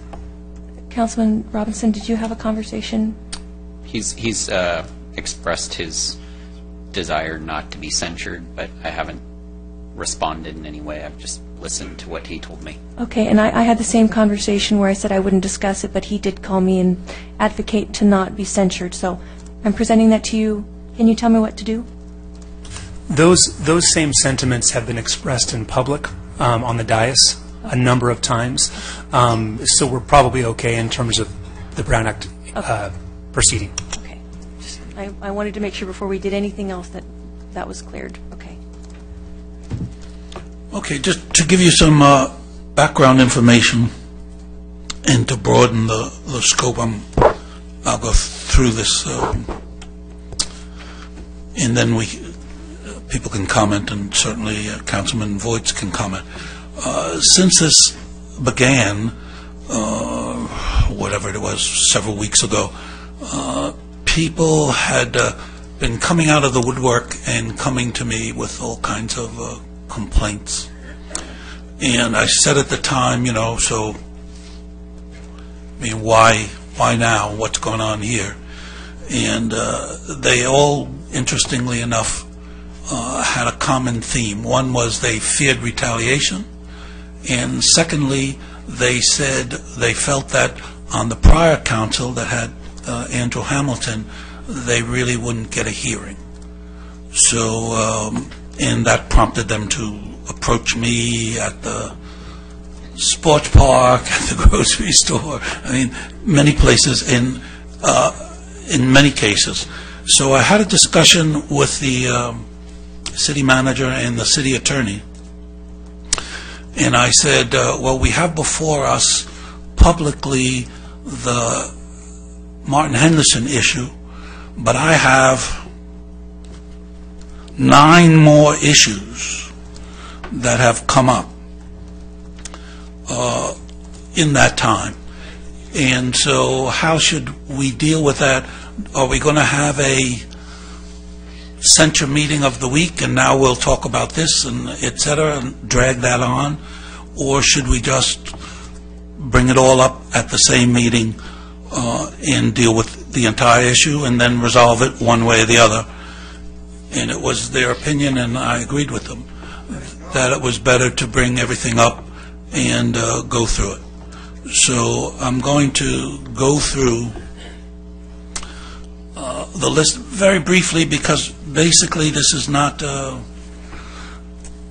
this is just to decide, is there enough material to go on for a more extensive discussion. But I will do enough to give you some idea, and for the benefit of the council, I've put that on your, it's a 3-page document on your papers. So, the first, and there are 3 major categories. One is behavior on the dais, behavior off the dais while representing the city, and behavior off the dais in City Hall. Those are the 3 major areas, and in each case we're looking at behavior and not the issue of free speech. So, as has been pointed out to us, we too have the issues of free speech. Now, it's already been brought out in I think it was Martin Henderson, I forget who it was. Some of the issues, one of the long-standing issue is throwing candy on the July 4th parade. And you may think that's a small item, but people have been children have been. You've had your public comment sessions. Children have been damaged in other cities, and lawsuits have been initiated against cities as a result of this. And there are two areas of concern. The first area of concern is that you actually hit the children in the eye, but the second most common danger is, which I have witnessed myself, children running out into the street to grab the candy while cars are going by. Now, this has already been mentioned, and Scott has done this many times. I've witnessed it myself. He's been asked not to do it, and he continues to do it. So that's one of the issues.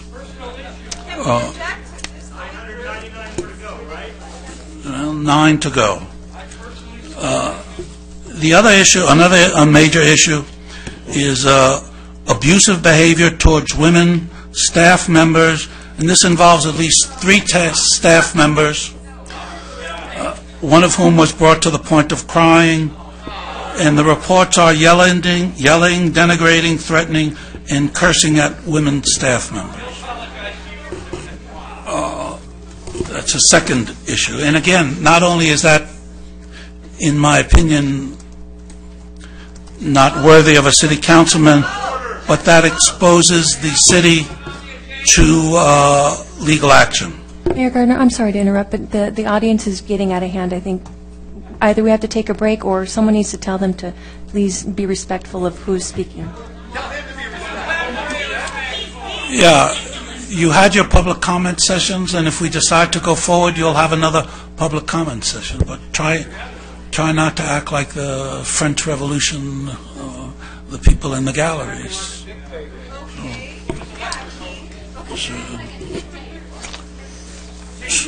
So another issue, Mr. Henderson brought up the issue of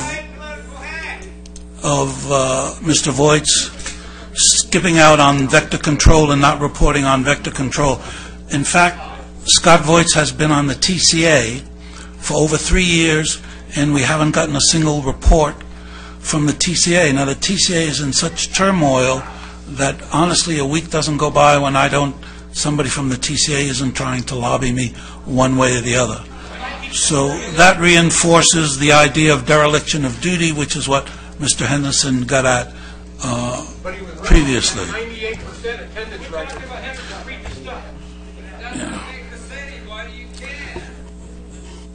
In addition, Mr. Henderson brought up the issue of lying, and on the attachment there's a whole series of extra lists of lying.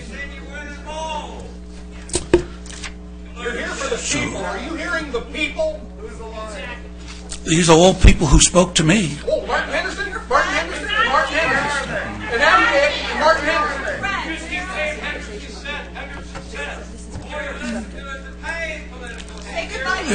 Well, I don't feel disrupted. I can continue.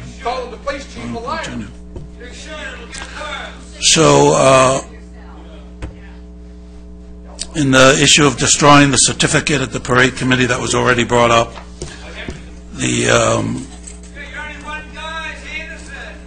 and then campaigning at city events during the ribbon cutting, at the Seas Candy, and while at the senior lunch at the City Hall. So these, you have them before you. These are the issues that have come up from numerous people, and I'm aware that the other council members have been approached by some of these same people. And then the question is, without belaboring the point, whether or not that's sufficient information for us to want to go forward and actually conduct a censure hearing based on those actions. Any questions or comments?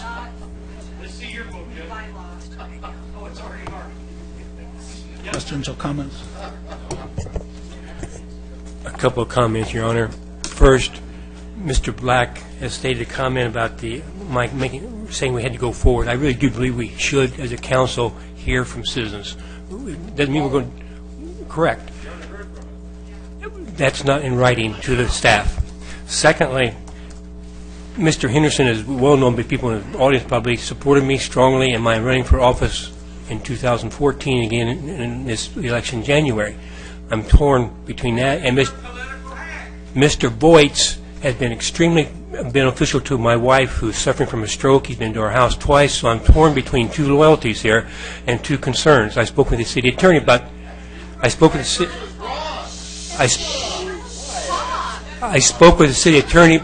I spoke with the city attorney about this, and he said that I have no conflict with Mr. Voights coming to our home to help with my wife in her adjustment to her stroke and being confined to a wheelchair. I'm saying that publicly out here so you understand that I have a relationship with Mr. Voights that goes beyond this dais. On the other hand, Mr. Black, you were in the military. I was in the military for a good long time. Leaders have to listen to both sides of the story and then try and make a decision. That's why this action tonight is not a censure action. It's an action to go forward with censure and to discuss it, and Mr. Voights had the opportunity to present his side and to debate and to counteract. And that's all this is for tonight. At least that's what I understand. Is that correct, Mr. Attorney? Thank you. And I'm... Any other questions, comments? No.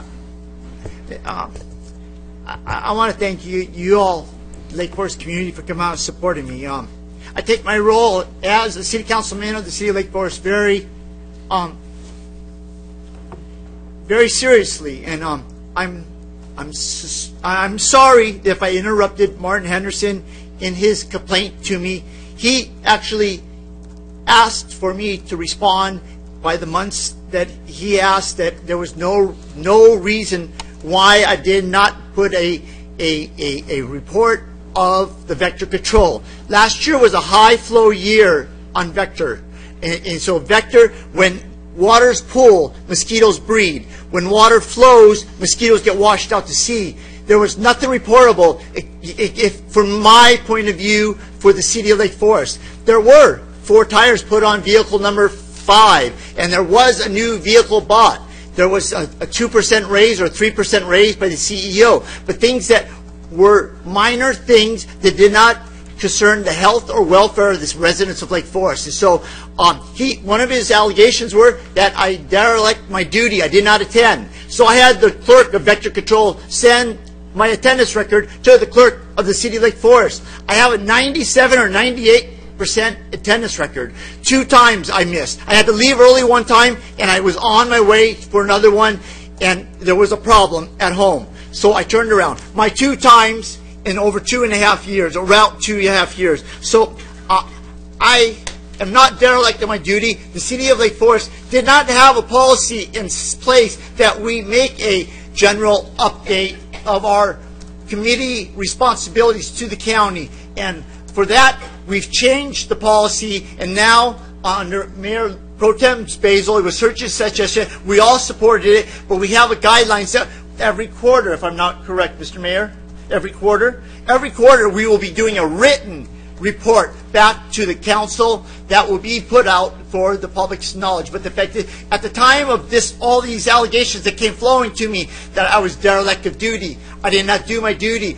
I take my duty as a city councilman, as a husband, as a father, as a community member of the City of Lake Forest very seriously. And those were allegations that hurt me terribly, because the fact is, I do take care of my duty. I'm here tonight with just under 100 temperature. I have broke my femur 2 weeks ago, and I had surgery on Friday, getting out on Saturday evening at 6 p.m. I'm here because I wanted to stand for the charges that were presented for me, because they're wrong, and I have done nothing to be censured for by this council or by any council or by any other person except for someone that is politically operative. The fact that we all everybody on staff, everybody on the dais knows that Mr. Martin Henderson writes politically. He writes politically, and his political writing is censored or cited against us. Me, Dwight Robinson, Dave Bass, Andrew Hamilton, and he's relentless. So the fact that I called him a hack, that's my opinion of what he is. Maybe I used the wrong word in saying he's a paid political hack. I have no proof on that. And for that, I'm sorry. But the fact that I called him a hack, he is a hack. He's a political operative that writes constantly. You can see it in the patch. You can see it on Facebook. And he's denigrating me, Councilman Robinson, Councilman Andrew Hamilton, who I feel was wrongly recalled, and the fact that it cost the city over $450,000 of our money, and I think that his election was going to be up in this November. Am I sorry that I've got to meet Councilman Tom Cagley and his wife Nancy? No, I've become friends with them. They are my brothers in Christ, and he's an honorable man, and I'm blessed to be on the dais with him. Am I sad that Mayor Pro Tem Leah Basil has made it on the City Council? I think she's a fresh face, and I think she's a calming spirit for that, because she too has a woman of faith. I believe that she's a devoted mother, a loving wife, and a wonderful council person. But the fact that for me to be ridiculed and said that I was derelict of my duty, I think it was wrong for him to say that, because I've never been derelict of anything in my life. The fact that I take my role as a councilman seriously, and the fact that the allegations that are hearsay that are listed here by Mayor lying, a complaint that there's 14 separate actions that I lied. I wore a wire for the Orange County DA, and they asked me a week after that was done. The investigation was an ongoing investigation. The Orange County DA did not want me to divulge that I had wore a wire for for the Orange County DA. I wore a wire, I would do it again. I wore a wire for law enforcement. Law enforcement asked me to wear a wire so they could hear the conversation between me and Mr. Adam Nick.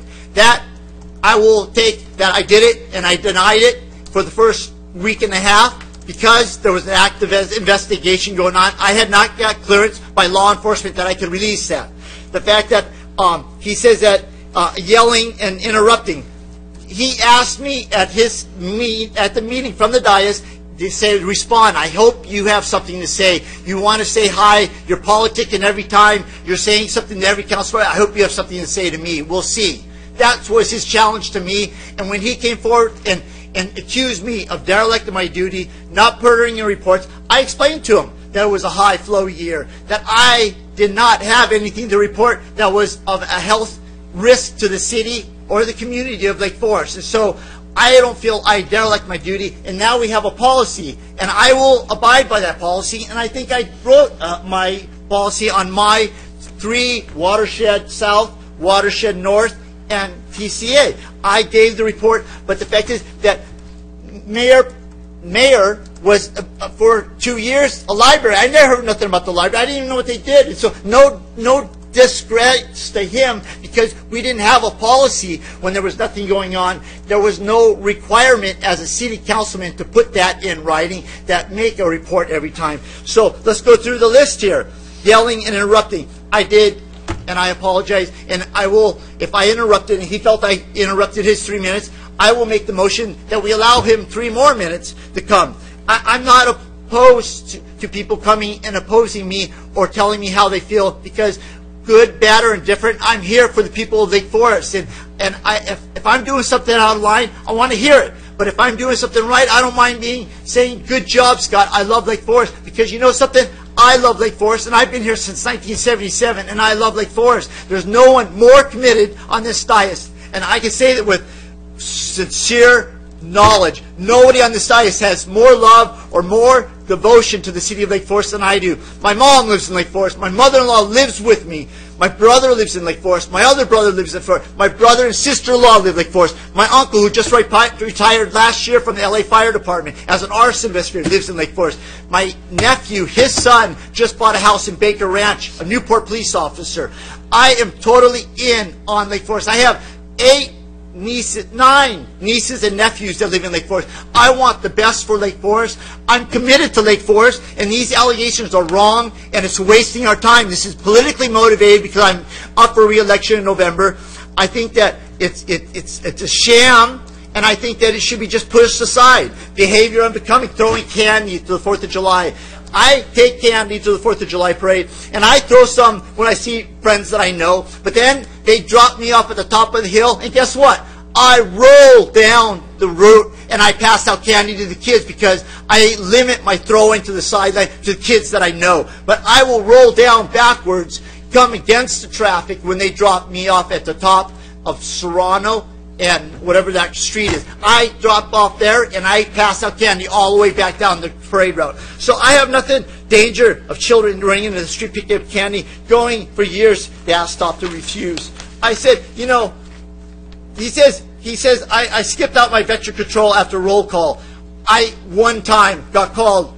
My shepherd, who was a puppy, 6-month-old, and I love my animals, had gotten out. My wife couldn't find the gardener left the damn gate open. I'm sorry, but he left the gate open. My dog was out, and I was panicking because he's part of my family, and we couldn't find him. I raced home, like you know how. I was flying that day. And secure our streets. Press conference at the Mission Viejo, SAC said, at the secure our schools press conference. Mrs. Deb Rose, I got called the night before a press conference. They didn't have contact information for Mr. Mayor Jim Gardner. They said, we need someone for Lake Forest, and they were still trying to get hold of. I said, we'll make sure Mayor gets invited. That was a request made from outside source. I was there, and I had did not get acknowledged as mayor. Was Ms. Deborah Rose, was I acknowledged as mayor or council member? I'm sorry, Scott, I don't know. You said I was acknowledged. It's on the literature. Council member, Voights. I'm sorry, I don't have a copy of that in front of me. Okay. Wore a T-shirt, mayor T-shirt, on a citywide home. I have T-shirts that I passed out in 2015 that say, God Bless America, Mayor Scott Voights. I still wear my God Bless America shirt, and it does say mayor on it. And if that's a request by the council, I'll fail. I have no problem. I paid for them, bought them the year I was the mayor, and I passed them out to my friends and family. Some of them are still wearing them. I still wear it, but it wasn't saying that I'm mayor. It just says the quote, God Bless America, has an American flag on it, and it says Scott Voights, Mayor, Lake Forest. So it's not a campaign shirt, it's a God Bless America shirt, okay? Rolling it up and down the streets on the 4th of July parade. That was me passing out candy, guys. I was rolling in front of the camera, I guess, and it caused problems, but it was I got asked after I rolled past it that I was in the shot. I apologized and kept rolling. Campaigning at city events. I don't campaign.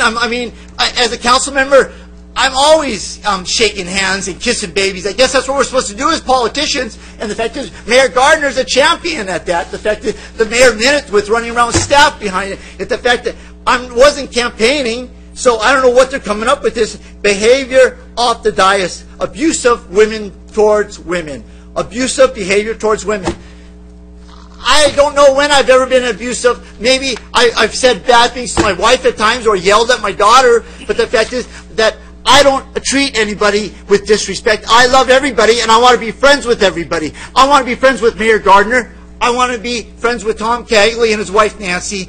I treasure my friendship with Mayor Pro Tem Leah Basil, and the fact is I think these allegations against me are politically motivated because I have an election in November. And so I don't know what else to say except that if I disrespected him and interrupted him 3 minutes, I'm sorry that I interrupted him, but he asked for my response. Other than that, I have done nothing wrong that deserves censorship.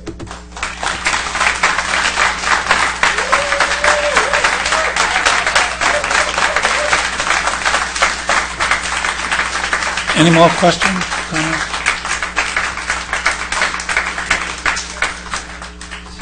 Yeah, first of all, I'm curious how we got to this point tonight. I want to try to understand it again because the allegations today are different than when the item was agendized. So I I believe Mayor Pro Tem Basil made the motion to put this on the agenda. So the reason why I'm asking the question is I want to make it crystal clear what our standard is so that moving forward we know how we're going to apply things fairly and equally. Because as I mentioned that night, I think some of the allegations that had been made we're all in violation of. And so I want to know where the standard is, and then I may make a motion, depending on where we go tonight, that at a future meeting there's a discussion about censuring all 5 of us. So I'm just curious where the standard is to start with. Yeah, just to answer your question, which is how I began, because all these other things came up, then I talked to, the city manager. What's the best way to do this? Are we going to have a parade committee censure meeting, abusive behavior towards women staff censure meeting, impersonating the mayors? In other words, there were so many things. Does it make sense for us to do that on and on and on, or did it make more sense to roll them all into one? So I appreciate that, and with all due respect, the question is for the maker of the motion. I want to understand what your standard was, because I understand you seconded the motion, but she made the motion, so anything subsequent is your addition to it. So I just want to understand what your standard was in starting. Sure. So I'm new on the council, so the censure process, I have no knowledge of how a censure process goes. And when a resident files a complaint, excuse me, please, when a resident files a complaint and it's very clear and concise, and there's something that they feel strongly enough to file a formal request, it's something we as a council, if we ignore it, we're ignoring our fiduciary responsibility to the people, because they're sending in a request. My problem is we don't have an official censure process in place. And to tell you the truth, I'm not an HR specialist. So to be able to handle something like this, it's not in my wheelhouse. So I don't have any. Excuse me, please. I'm speaking. So we've been meeting with an ethics ad hoc committee with the attorney and Colonel Cagley and I, that we feel that it's important for us to be able to set some sort of objective, non-political standard. And that's kind of when I made the motion to discuss it. It was partly that also because I really don't have any experience with the censure process. So I don't even know what the next steps would be. So I had an idea, because this is all new, and we should begin to follow some sort of protocol so that in the future, if a resident does have a complaint, that there will be a list of things that a resident would need to check off in order to say, yes, this was violated, yes, this was violated, so that we're not wasting time, because I don't want this to be a political tool. If a resident has a valid complaint against a sitting city council member, they should have a venue in order for them to file a grievance where it's non-political, non-partisan, it's objective, and there's a list of checklists. It goes through a special process. I believe it should actually be approached from an independent counsel, someone that's not on the council, someone's not in the city, someone who doesn't have a political stake in the results of a censure. Let it go to someone who knows what they're doing, an ethics professional, a professor at UCLA. Have them look at an actual complaint. If it's a valid complaint, they come back to us with official findings. Those findings made by an independent consultant come before the council. At that point, politics are taken out of it. And what it is they're looking at the true issue. And yes or no, is there a problem? And it's at that point, I think, that the city council should be involved. Because the truth is I don't want to be in a political war. I don't want to be in a fight, and I don't have any, I have nothing, no grievance against Scott. Okay, and it has nothing. I'll apologize. Yes. So that's the only reason I brought it up, because there needs to be a process in place, because I don't want the other camp to file grievances because now we're going to retaliate because someone filed a censure request. I want to stop that. I want to stop the politics. So that's why. I appreciate that, and I thought that might be the case, and I do recall at our previous meeting that Colonel Cagley stated something similar, that since there's been a complaint by a resident, then it's something that that should be addressed. And he kind of reiterated that tonight, not in so many words, but and we have another complaint since the last meeting that has been emailed to us from a member of the public regarding one of us, not Councilmember Voights. And so if we start the standard with one, then we should continue it on. And I don't want to see that.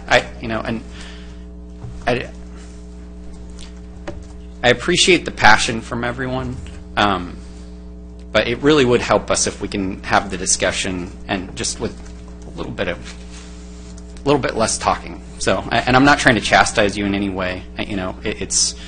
We've all been frustrated by it in the past when it's been directed at us, and I want to be consistent in that. But I think we have to figure out where that bar is, and it wasn't an intentional purpose that I set it at this level. I wasn't thinking, hey, tonight we might have this discussion. But if you recall, we talked a little bit about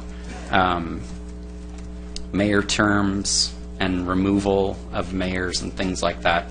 It's probably been 4, 5, 6 meetings ago. I can't remember. I think it's been since Colonel Cagley's been on the council, but and trying to figure out where that standard was, right? And where I started the conversation, and I think we all ended up unanimously agreeing on it, was that if someone was charged with a felony, then they should be removed as a mayor. They should be removed from their position as mayor. And we can't remove them from the council. We knew that part. But in my mind, that same standard should hold with the entire council. And I say that recognizing that I was the one who asked for a censure of a council member at this dais while I was a council member for someone who wasn't charged with a felony. To my knowledge, I don't think it was a felony, and definitely wasn't convicted of one. If you're convicted of a felony, then you'll be removed from the council, right? But I just felt like, okay, there's a bar. Everything else, whether some of this is true or not, I'm guessing that some of it's true and some of it may be someone's interpretation of a situation, right? And I've said in the past, I'm not going to go through line by line, but, I think each one of us, and I said it while I was sitting here, each one of us have said something at some point that wasn't true. I think every single one of us. I can't know whether someone did it intentionally or not. I don't know. Sometimes we'll get up here and we'll talk for 20 minutes to the dismay of people sitting in the audience, and I hope I'm not doing that right now. But I apologize ahead of time. But and the words that we use sometimes, they're not words that we mean. Sometimes we get very passionate. Sometimes we get exhausted, and we say things that we misspeak. So again, I don't know whether things are intentional or not, but could you find something in all of the videotape where you say that I lied? Absolutely. I'm sure of it. And if I looked at it, I'd say, yep, that wasn't true. But I didn't mean to say that. I hope I wouldn't say, yes, I meant to say that, and I did it intentionally, right? But so, I take some of that, and I'm trying to figure out, okay, should I be developing a standard based on that? That seems to be too low of one to me. Some of the behavior off the dais. I've talked to the city attorney recently about my own concerns about my own attendance at things and why I stopped attending. And those are basically the park meetings. And I've stopped attending because I'm concerned about Brown Act violations, right? And even when we're not talking, and I know there's varying opinions about this, right? But I've shared with the city attorney that I know for a fact that I've been to some of those park meetings, the Village Pond Park one specifically in the very first year of my first term, where I believe at one point there were 4, maybe even all 5 council members, but I think it was probably 4. I don't recall former Mayor Herzog being at those. And so the staff has said before that they would prefer that we don't attend some of those park meetings for this very reason, right? And some of us continue to go to those. I kind of compare that to... Could I ask you to stay on the topic? You're Well, beginning to stray. What I'm talking about here is so maybe Councilmember Voights has been asked not to throw candy, but he's done it. Well, some of us have been asked not to attend park meetings, but we choose to do it. It's not a hard and fast rule. It's just something that's been strongly recommended. Now, if we have rules that people are clearly violating, right, then that's a different story. So again, I'm not trying to respond to everything. I feel like the bar is very low, okay?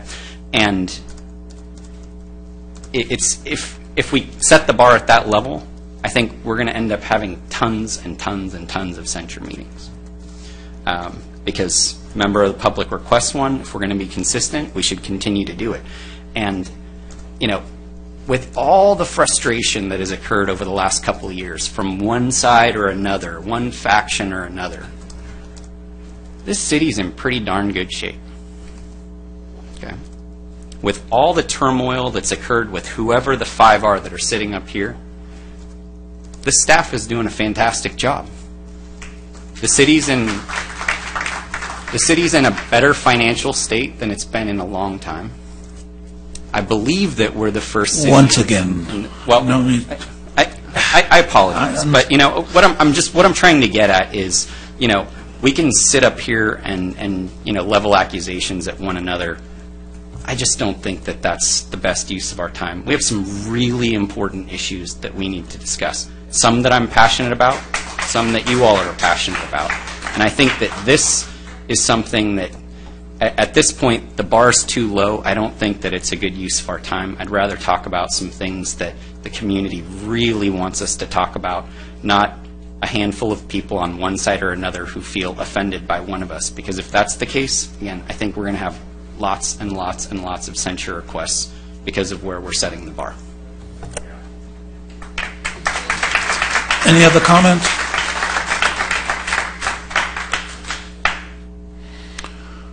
All right, then, what do we do now? We make a motion to proceed or not? Okay. All right. All right, well, again, there's other things. I agree with you completely. There's other things I'd rather be talking about or doing. On the other hand, there are some serious things here that I don't think we'll clear up without moving forward in a censure action. And I think there's enough here to warrant us moving forward, so I'll make a motion that we move forward. Mr. Mayor, if it would satisfy you, I'll apologize for interrupting Mr. Henderson, and I apologize. I think that we have coming up a ad hoc committee, so the fact is that we've now been put on notice, so to speak, to say that these things are out of line. I think that you whether it be reporting our committee reports quarterly to the council or that, I think that as a council, I want to stay on city business when I'm on the dais. I don't want to play politics from the dais, and I feel that's what we're doing. And so I apologize for interrupting Mr. Martin Henderson, and I would be happy to make a motion that we give him his 3 minutes back and allow him to speak uninterrupted by me, and I will thank him, as I usually always do, thank you for your comment, because as an elected official, I'm supposed to hear the good, the bad, and the ugly. But the fact that I spoke out of line. I think there was things that you said that you went, wow, I shouldn't have really said. But the fact that I did nothing in malice against Mr. Martin Henderson. I've never done anything from this dais or as an elected official for the City of Lake Forest in malice. And so I would move that we table this and just table this for now, and then I don't think that you'll ever hear about this again from me. So I think that we move forward with the censure committee and the ad hoc committee, that if this ever arises, that we can bring this up. But the fact is that my stature as a council member, my devotion to this and love for the city does not deserve, because I spoke out of line and interrupted Mr. Martin Henderson for his 3-minute public speaking, and I don't think that's a censorable clause. I will second your motion. So that's my motion, that we table this. But I'm not finished. Hang on. I will second your motion. If you can agree to provide him a retraction for comments made. Let's just clear the air and let's just make peace and just put this behind us. If you're willing to do that, then I will second your motion. Gladly do that. I interrupted him, and I shouldn't have interrupted him, because when you speak as the podium there, that is a motion that you guys have a right as a citizen to be heard by the council. And if I interrupted him, I'm sorry. And so I should not have interrupted him. And so I make the motion, I take the friendly amendment, and I call for the vote. Mr. Mayor, council members, just so we're clear for the record, the motion is to take the censure off and to have the ad hoc committee proceed with a censure procedure and policy in addition to the ethics guidelines that are being worked on. Is that correct? Yes. That's correct. Well, I think there's also the retraction of the paid hack comment. Thank you, Mr. Mayor. I have no information if the man was ever paid. I don't know if he was paid by anybody. I know that he was involved with the campaigns. I do not know he was paid. Thank you. I call for the vote.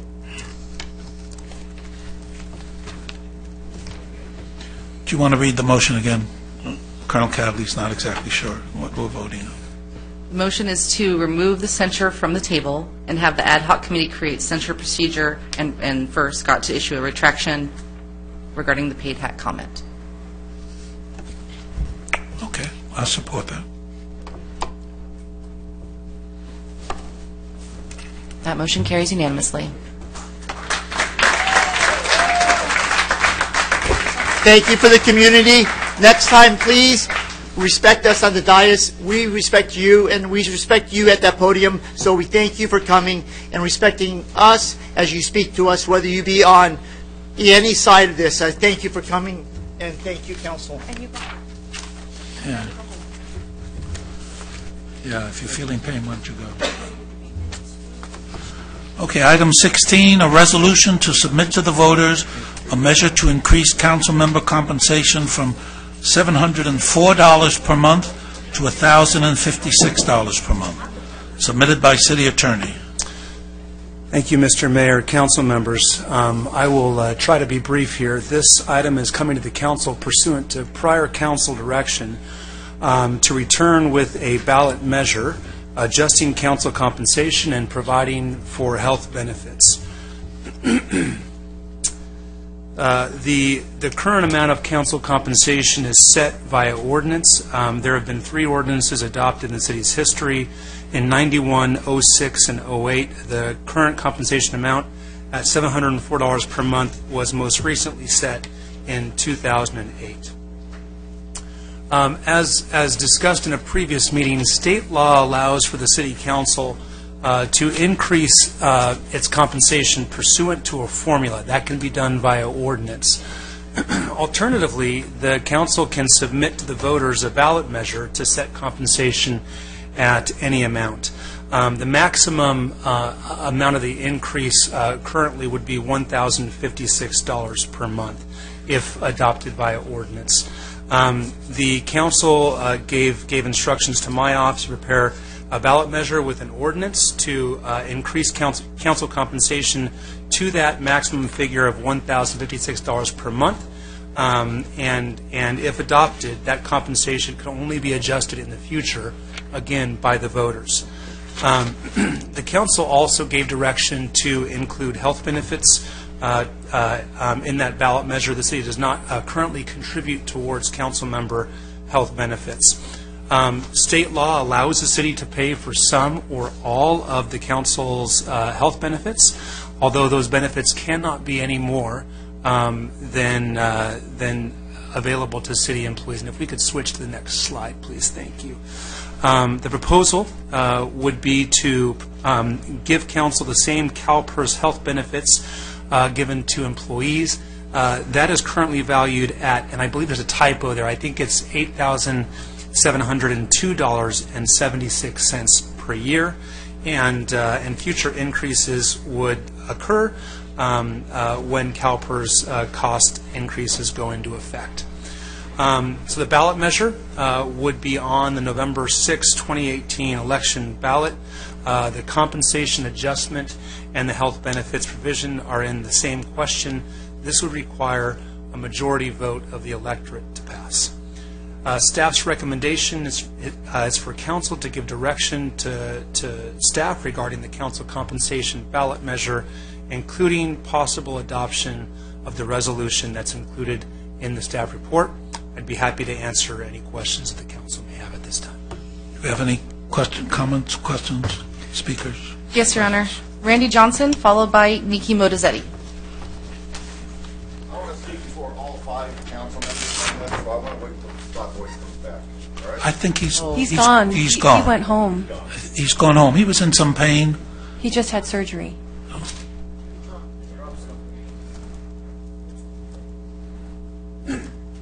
You know, he needs to hear this too, okay? It's an insult to me and all taxpayers of Lake Forest for you guys to even want to put this on the ballot.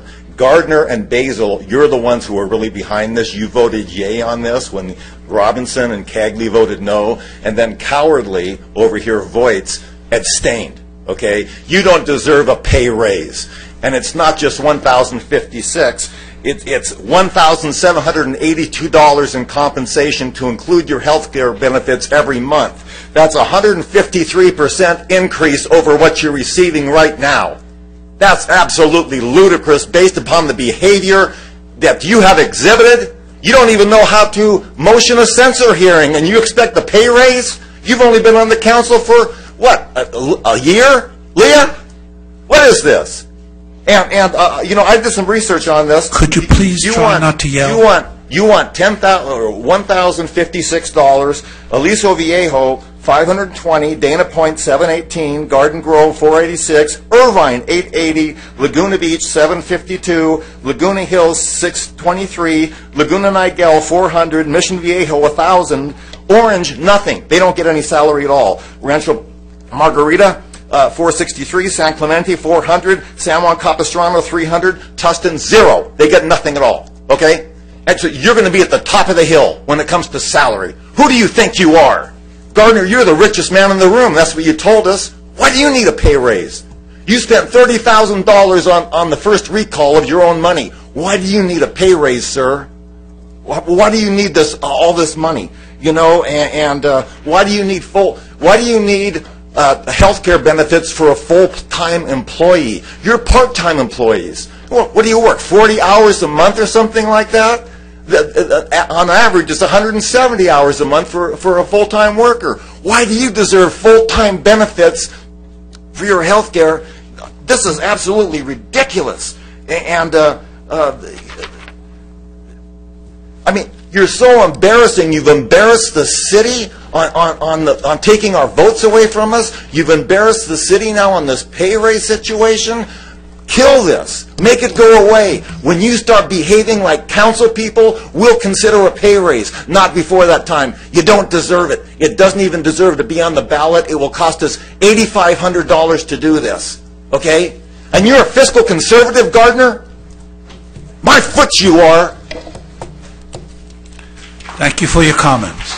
Nikki Modizzetti, followed by Jim Reichert. Welcome. Hello again, everyone, and hello, fellow residents. All right, I'm going to give a math, economics, and history lesson all rolled into one, so you're welcome on this one. So I remember a time where city councils were largely volunteer positions. So what did that mean? That meant that mostly altruistic people who cared about their city would run for city council and be in those positions.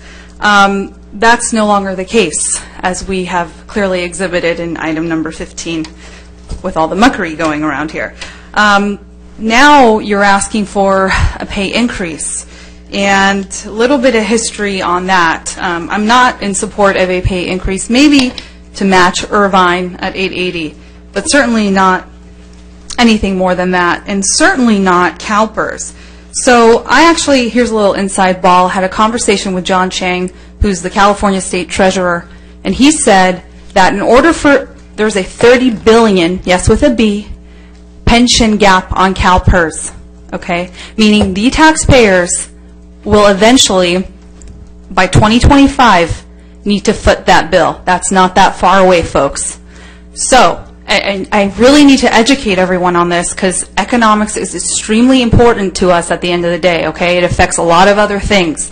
So, okay, John is saying that the only way that CalPERS can cover that gap is if the market and basically the funds that CalPERS has invested in performs at a 15 to 16% rate of return.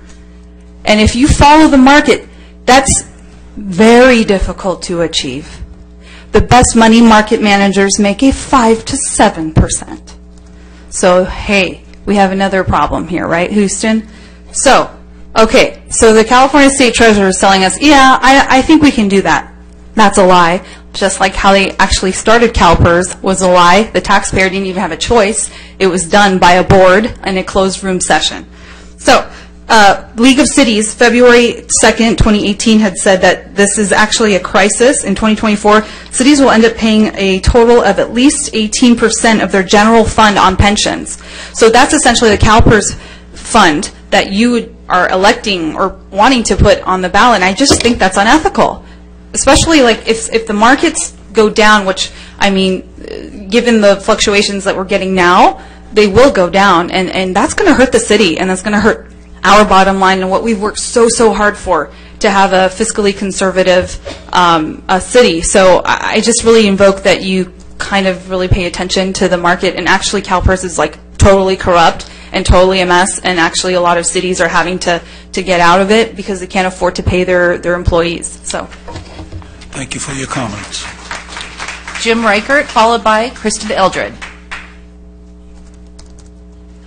Well, for what it's worth, we have no pension obligation in the city. Hi, Jim Reichert, 31-year Lake Forest resident. You guys have taken a lot of heat tonight. I'm going to give you a compliment. Oh, thank you.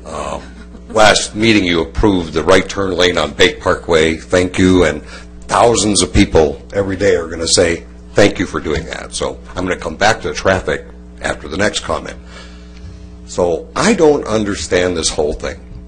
Is there somebody up there that thinks you need more money? Why? I don't think any of you need more money. Why are we doing this? I don't understand the whole thing. I don't understand the details. $64,000 in increased expenses? $8,500 just to put it on the ballot? I guarantee you, if you put this on the ballot, it's going to lose. And I'm going to help it lose. Because that's wrong. I don't think anybody here needs that, and I certainly don't think any of you need medical benefits. I just don't understand. Why are you doing this? So I say, please don't. Just forget this whole thing. If you want to raise it $25 to pay for gas or something that you use, okay. Don't do this. This is crazy. Don't put it on the ballot. If you got $64,000 to spend, I got about 25 traffic improvements I can recommend for that much money that'll benefit everybody in this room. Thank you. Don't do it. Thank you. Welcome. Hello. First, I'm not going to yell at you. I'm going to speak with you in calm and measured tones, because I believe that if we want our public servants to be civil, we should also act civilly with them. So with that, I'm going to give you my comment. I would ask that you would please consider removing health care benefits as part of the compensation for City Council members. While the City Council members have the option to spend as many hours or even more hours than a regular job, it should not be considered an occupation that confers benefits such as health care. I believe the intention of keeping compensation low for City Council positions is to underline the fact that it is a position of service to one's community, and it is not the source of one's livelihood. Opening the door to having taxpayers pay the health care for 5 council members is not a good idea, especially in view of ever-escalating health care costs. Our initial figure of $43,563 and change is guaranteed to go up. Further, this adds an additional administration piece for city staff in that they have to manage the turnover of the City Council and potential need for COBRA or other options when those health care benefits end. So please reconsider the unnecessary and expensive benefit that's being put here today. Thank you. Thank you. Bob Holtzclaw.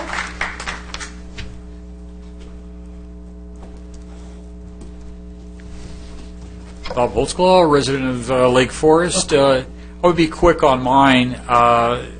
Quite frankly, I think we should just table this. My salary that I get from the county, I don't take it.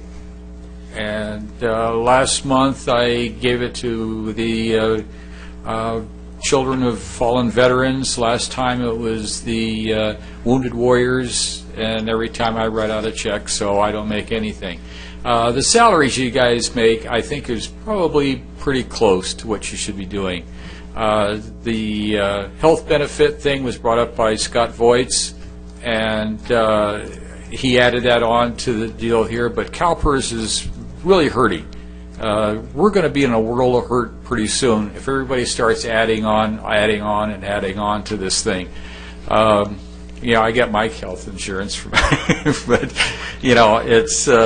it's a thing. I think every one of you is probably covered by a private person by themselves anyway, and I can't see why putting this on a ballot.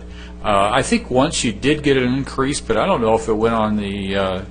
It did not go on the ballot. It did not go on a ballot, and I quite frankly, I know you guys take a lot of heat up here, and sometimes maybe you're underpaid, but personally, I think we should table this for right now. Thank you. Okay, thank you. We have no further requests from the public. Mayor Gardner, may I? Facebook. Oh. Thank you, Mayor Gardner. We do have one from Facebook. Julie Mayor Grable, comment to council. Are you seriously addressing a pay raise after 2.5 hours of the ridiculousness that just took place? Shame on you. Thank you for your comment. If I may, I kind of felt all along that putting it on the ballot, putting it forward this way, it didn't sound like a good idea to me, and I particularly didn't like the benefits portion. So I'm actually going to make a motion. Let's just cut to the chase. Make a motion that we scrap this. I don't want this on the ballot. I don't want to discuss it right now. I'll second it. Any discussion? Okay, I'm gonna go for a substitute motion here, and we'll see how this one flies. Earlier this year, there was a discussion, it may have been late last year, but there was a discussion about the council having some sort of, I'll call it like a charitable fund, right? So for charities that you want to support in town, there'd be some way of doing that. I forget how it was termed, but I think the staff recalls what I'm thinking about. Based on Mr. Holtzclaw's comments that he made, I'm in full agreement with that kind of philosophy, something that I've done since the beginning. One of our former council members mentioned on numerous occasions how he never took any pay. For approximately the first 3 or 4 months of my first term, I didn't take any pay, and my wife said, well, why don't you take it and just donate it to charities in Lake Forest? So that's essentially what I've done. So my substitute motion is going to be that we eliminate our pay altogether. We bring it down to 0, and we take our current pay that we get, and that's put into an annual fund where we can choose charities that we want to support. And so we can use the funds in that way. And I don't know how that flies legally, but it's just a thought that came into my mind when I heard Mr. Holtzclaw's and then looking at how I do it personally, and I just thought that might be a way of addressing two things at once here. And then we have a 0 pay. And you know what? If we wanted to increase it at some point by a little bit so that we could give more to charity, I think some residents would probably like it. Some would probably hate it, but because they don't like it. But is that something we could legally do, Mr. City Attorney? Mr. Mayor, Council, the Council has the discretion to set its pay anywhere from 0 to, at this point, $1,056. If the Council wanted to eliminate pay, they could certainly do that, and wanted to take that pay and give it to charities. The only issue would be a potential gift issue, but I think if the charities were serving the purposes of the city, we would likely be okay. Okay. Well, I don't believe that that's a substitute motion. I just think that's a. I'm not talking about motion. doing it personally. I'm just saying a substitute motion that we bring the pay down to 0 and No, shift I'm the just saying dollars your to- substitute motion seems to be an entirely different motion than the motion to remove it. That's a substitute motion. Well, It's not an amended motion. It's not a friendly amendment. He's making a different motion. So I'm looking for a second. Oh,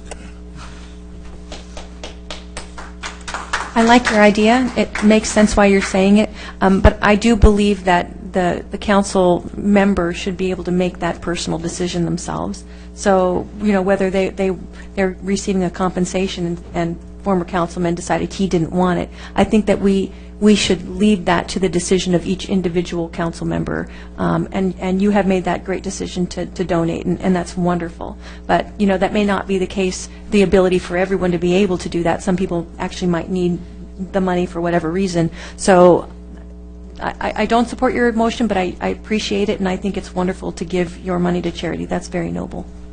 Yeah, the reason that I originally brought this motion forward was that in my search for people to run for city council, and I must have talked to 20 or 30 people, several of whom are here in this office, in this room right now, I invariably heard from them, amongst other things, the pay itself, which it wouldn't even pay for the gasoline expenses. And it doesn't. No, if you looked at my tax return, I run a negative. Which is great. I need a negative, so I have no complaints. But this is a negative for me. I'm fortunate enough to be in that position, but there are many people who aren't. So that's why I was in favor of a pay raise for other people. Not that we need it necessarily, but for other people. But I do agree with you. Somehow it became the health benefits, and somehow it changed. So if I didn't second you before, I'll second you again. So we have the motion of tabling the existing one. Vote, please. That motion carries with Councilmember Voigt's absent from the dais. Okay, number 17, resolution to submit. I'm just checking the time. Don't we have to do a 9:30 thing? Yes. I'll make a motion. We continue. Do you have a second? I'll second. Okay, please vote on the motion to continue. Number 17, resolution to submit to the voters a measure to amend Lake Forest Municipal Code, Section 204080, regarding council member term limits. Submitted by City Attorney. Thank you, Mr. Mayor, council members. This is the second ballot measure requested to be brought back by the City Council. This one is fairly straightforward. This has to do with the possibility of changing the city's term limits regulations. So the current ordinance, which is in Section 2.04.080 of the code, approved by the voters on November 4th of 2014, sets a term of 4 years, a term limit of 3 consecutive terms. If we could change the slide, thank you. And then a 2-year hiatus. After that 2-year pause, a council member may run again for another 3 consecutive terms.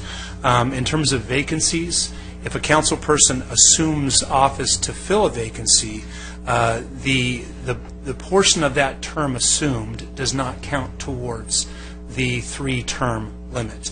And service as mayor does not pause or extend term limits. So state law grants voters wide latitude to set term limits for council members. You can basically do what you want to do. The council may, from the dais, discuss and draft the term limits ordinance to submit to the voters. What you have before you is a resolution with a ballot measure without the actual language of the ordinance, and an ordinance without the actual language of the term limits, because we need direction from the council on the following issues. How many terms may a council member serve? 2, 3, 4, 5. Is the limit on consecutive terms, total terms, or both? Currently, it's on consecutive terms. Again, with that 2-year hiatus, then you can run again for 3 consecutive terms. If there is a limit on consecutive terms, is there a period, a waiting period? And then finally, how will vacancies factor into term limits? As far as the ballot measure goes, the ordinance would be on the November 6, 2018 election ballot, and this requires, again, a majority vote to pass. Staff's recommendation is for council to give direction to staff regarding a possible ballot measure and language regarding term limits, and possibly adopt the resolution regarding this ballot measure. I'd be happy to answer any questions the council may have. Do we have any comments, speakers? No, Your Honor, not from the public. Okay. I have a question, but go ahead, Dwight. My main question is, if this ends up on the ballot, and I'm supportive of it. In the past, I do have some mixed feelings. No offense to staff, but having been here now for close to 6 years, there's some things that it just takes a little bit of time to get to know about how the city runs, and maybe I'm just not as quick of a learn as I thought I was. But so I see some value in having someone who has institutional knowledge, but the need for a constant turnover, I think, is far outweighs that. So I'm supportive of it. My question is, can something be crafted in such a way in this this ballot measure that would preclude us that are already here from serving more than 2 terms, or does it start when that measure actually passes? So is there any way to grandfather in all of us other than, our choosing to ourselves? Yeah, it's a very good question. So, Mr. Mayor, council members, you are currently subject to the existing ordinance. I've not seen an ordinance, a ballot measure crafted that would grandfather the existing council members in that way. State law gives the council exceedingly wide latitude on this issue. I certainly haven't researched this issue. My fear would be that you are impacting existing rights based on the ordinance, and so we could go and look at that if council wanted that. I wouldn't want to give a recommendation this evening without having researched that issue further. It's entirely possible. I just don't know. I appreciate that, and my feeling is that it's not.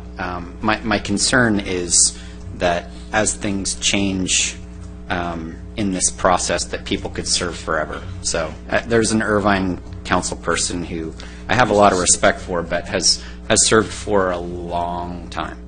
And they've passed term limits in town, but as they've passed and changed them, then it just kept restarting the clock. And so that, person has served for, I don't know, probably like 20 years. So there was no difference. And I know that we've had some varying discussions about, whether we'd have an elected mayor or not. And Irvine's a charter city, so, and I don't know that it changed when they had an elected mayor, but sometimes that restarts the clock each time you make a change to all this stuff.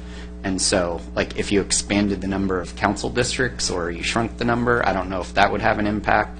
And I would hate for the public to see that we passed a 2-term limit on the ballot, and yet there's council people that serve, it seems like, forever. It kind of defeats the purpose. So, I mean, if there's a way of legally crafting it, that would be my preference, but, I don't know whether it's possible or not. So. And for the council's information, we have time on our hands here. The deadline for submitting ballot measures to the ROV is August. So if the council wanted us to go back and take a look at issues like that, we certainly have time to do that. There's no issue in terms of us getting this to the ROV by, say, the end of April or May. The only concern, I see what you're saying, and I like it, but the only concern I have with it is, for example, Scott's coming up for re-election. If he gets re-elected, this is going to be his 3rd term, correct? So that means if this ballot measure were to pass and say it's 2-term limits, he'd get elected and he illegally couldn't be elected because he'd already served 8 years, his 2 terms. So I don't know if that would be feasible, but... No, because he'd be elected before the thing passed, so he'd at least be able to serve out his term. Yeah, it wouldn't affect that particular one. It would affect the rest of us, and I know I'm speaking as someone who's voluntarily said this is my last term, so I'm giving myself the 2-term limit. And that's always been the argument that people have made is, the residents can give us term limits or we can choose it ourselves. In actuality, when we choose to run, the incumbent typically has the advantage. Hasn't necessarily been the case the last 2 or 3 elections, but, but that's typically true. I'll take that as a motion, and I'll second it for you to pursue the ex post facto ramifications in that. But let's get back to the basic. Let's start off with the terms. How many, how many? 2. Oh, I'm sorry. I thought I want 2. Did we vote on that? No, we didn't. Yeah, that's part of my motion here would be that that it's a 2-term limit. I think it's 2 set. Let's however you want to do it. Explore the ex post facto. Let's vote on that. And now let's come up with terms. Raise your hand for 2. I'll make a motion that it's a 2-term limit. I'll second. And do you need any further clarification on that? No. So. Yes, he does, but let's vote on that. Okay. Boom. Okay. Now, shall that be consecutive or total? I think it should be total. Okay. I'm good with total. I'll second that if that's a motion. Okay. So. Okay. Let's vote on that. So it's total. Yes. Total. With your caveat of if you serve a replacement, that doesn't count. That's correct. So that's still on the boards. Okay, vote please. And that's all you need, right? Yeah, and I can come back with this very quickly. Great. That motion carries with Councilmember Voigt absent from the dais. Great. Okay. That's great. Yeah, this is one of my campaign promises, so I'm glad we're doing 2-term limits. This is great. Yeah, otherwise we had 24 out of 26 years was your limit the old way. Okay, great. Item 18, campaign finance ordinance, submitted by city attorney. We're working you a lot tonight, huh? Yeah, I apologize. Nobody wants to hear from an attorney, let alone for 3 straight items. So, again, try to make this brief. This is a little bit more complicated than the previous 2 items. So, again, based on prior council authorization, we've been directed to prepare an ordinance regarding campaign finance. We discussed at length in several previous meetings the case law underlying these issues. There are First Amendment rights attached to campaign finance, so there are some things that the council can do, some things the council can't do. And the council's recommended actions are proscribed by both case law and the state's Political Reform Act and the FPPC. So there may be questions from the audience about things that we can do, and we can address those as we proceed. The direction was to impose a campaign contribution cap of $250 in the calendar year. The council also requested that the ordinance close potential loopholes that could be used to avoid that hard cap, and to require what we're calling real-time disclosures of campaign contributions that go above and beyond those required by the FPPC through, for example, Form 460s. So, the ordinance proposes adding a new Chapter 2.19 to the Lake Forest Municipal Code regarding campaign finance. As mentioned previously, the operative sections would foremost include a campaign contribution limit of $250 in a calendar year to a council candidate or his or her controlled committee. As far as controlled committees go, a council candidate may only have one controlled committee with one account from which campaign expenses may be made. We talked about loopholes at the prior meeting. We explored that. There are a number of loopholes that are closed in the ordinance. Just an overview of those. The corporate loopholes.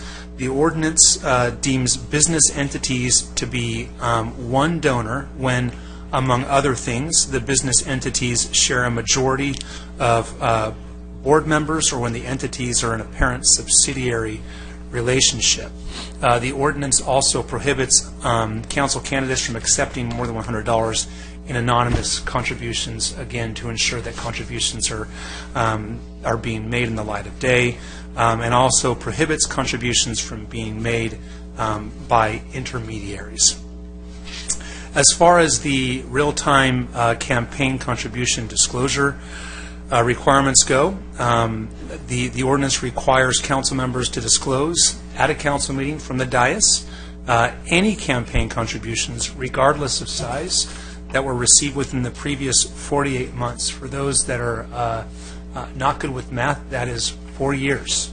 If the council is discussing or voting on a matter that involves the campaign contributor, the ordinance also requires vendors, contractors, and consultants to disclose any campaign contributions that they made in the 48 months prior to entering into a contract with the city. Staff's recommendation is to give any input to staff regarding the ordinance and to potentially approve this ordinance for first reading. I'd be happy to answer any questions the council may have on this ordinance. Do we have any speaker requests? Yes, Your Honor. Kristen Eldred. Welcome back.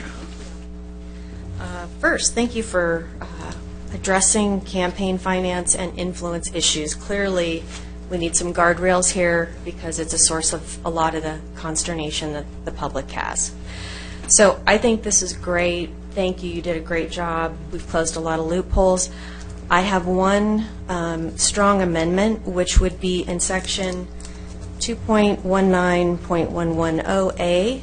I strongly encourage you to strike the requirement to orally disclose campaign contributions and substitute a requirement for recusal from discussion or vote on any matter where there's been a campaign contribution in the prior 48 months. So the purpose of the ordinance is to minimize influence via campaign contributions. So the term recuse goes to the heart of that issue. Recuse means to remove oneself from participation to avoid a conflict of interest. An oral disclosure only brings a spotlight to the fact that the council person is participating and voting on a discussion where they have an obvious conflict. So thank you for considering that important amendment. Thank you very much. And thank you for putting your messages in writing. I read it all before you came up to speak, so that's very helpful. Yeah, once again, if you give it to us in advance, we get the chance to look at it and think about it. Nothing further from the public. Okay, comments? Oh, colleagues? I'm sorry, Mr. Mayor. Facebook. Oh, Facebook. Hey, it's great. Yes. We're so happy to have Facebook Live and be able to expand and involve people who ordinarily can't come in here. So thank you for listening and thank you for participating.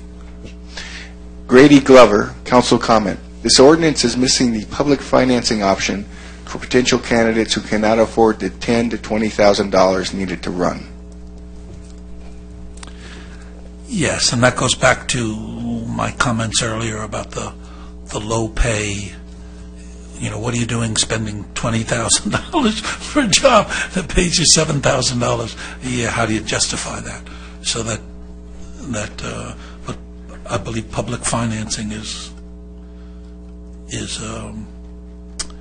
beyond that. But I did have an idea the other day. For those of you who were here when we got one of those lobbyists here, LSA, I believe it was, and I kind of drilled them about why do they give money and how do they do it, and they basically said, well, people ask and we give them the money. So, which seemed funny, and I thought to myself, well, so why don't we ask everybody to give money and into a public campaign fund that could be used by people who wanted to run for city council, and that way all these generous people could be giving money, but there'd be no obligation on our part. They do it in Seattle. They have an ordinance in Seattle to do that, but it's a charter city, so they follow different rules. But they take a percentage of the property tax, like a 0.02%, and every person running gets the exact same amount of money, and that's all they can spend. Interesting. So anyway, that for the answer to Grady is it's stewing around in my mind of some way to come up and do that. So it is a serious, not for tonight, but it is a... That's a good discussion. It is an interesting idea for a future discussion. On the recusal, is that possible? Don't we rely on people's sense of ethics to recuse themselves, or can we actually force them to be recused? Mr. Mayor, Council, it's a good question. It's a common question. This is an issue that many people raise with these types of ordinances. As I mentioned at the outset, there's a large body of case law. We also have state law that deals with campaign finance issues. A recusal requirement would essentially impose a de facto campaign contribution limitation of 1 penny, right? Because the disclosure requirement requires disclosure of any campaign contribution in any amount. If that then leads to recusal, then that amounts to a de facto campaign contribution ban. And we know that we cannot do that. The reason that we can only require disclosure is because the FPPC and the Political Reform Act, that law and that entity govern conflicts of interest and issues of recusal in California. If we were to go there, we could be encroaching on their domain and find ourselves in hot water. So really, as far as we can go with contributions is the cap at $250, and then just simple disclosure of contributions under $250. Okay, thank you. Any other questions or comments? I just have a comment on the pages that talks to summary of proposed sections. Second, the middle one says anonymous contributions. That's already, we have to, if anything more than $99, we have to report it. Yes, Mr. Mayor, Council. So this would go above and beyond that. So current state law allows an individual only to contribute anonymously up to $100 in a given year.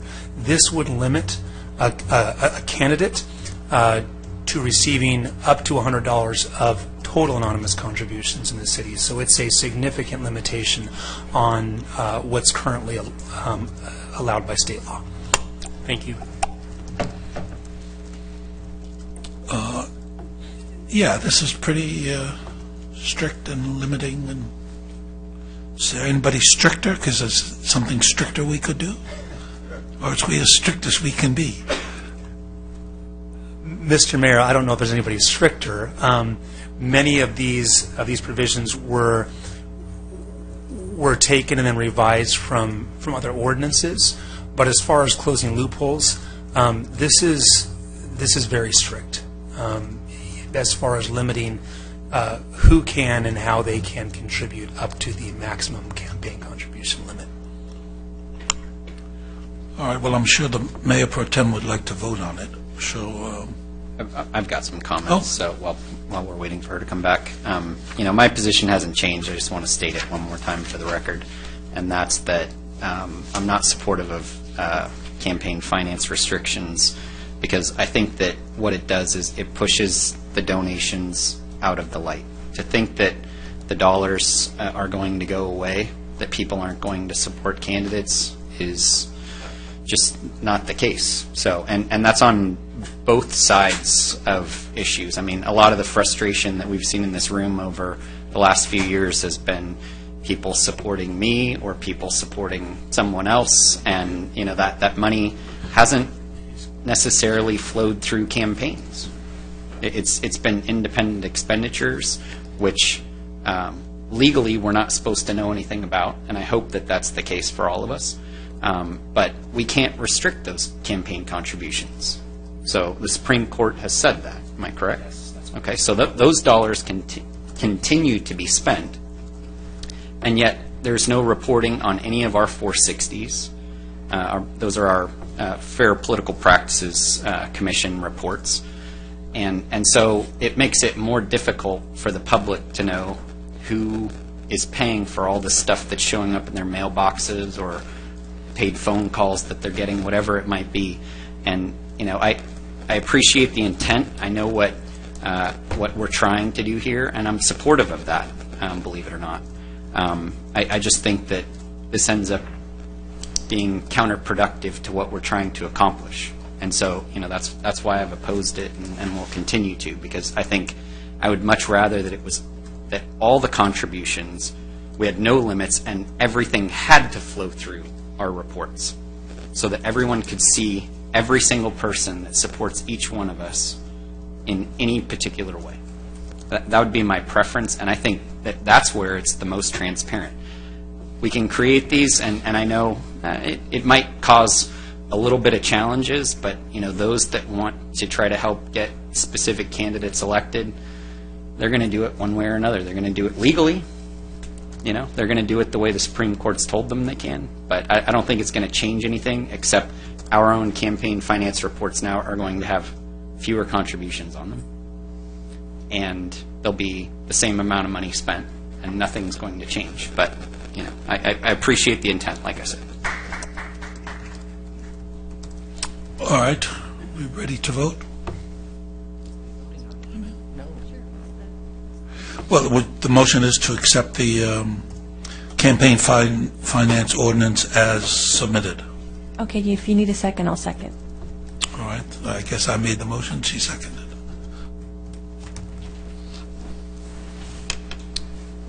That motion fails with Councilmember Cagley and Councilmember Robinson opposed.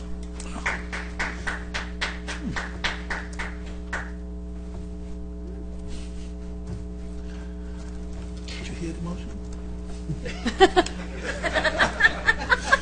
Okay.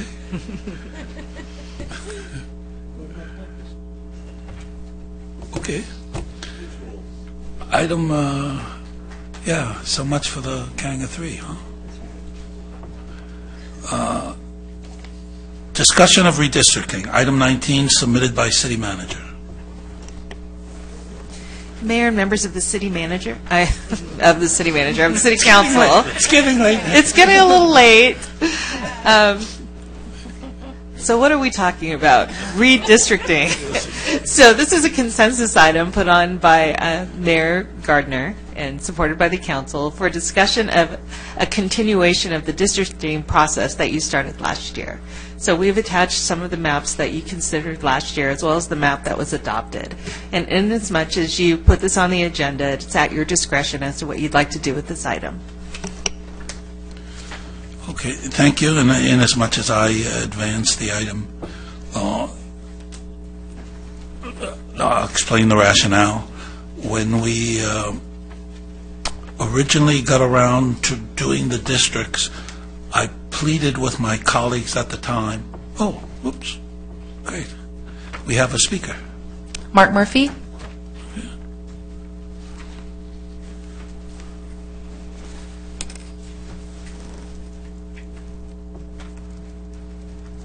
Welcome back.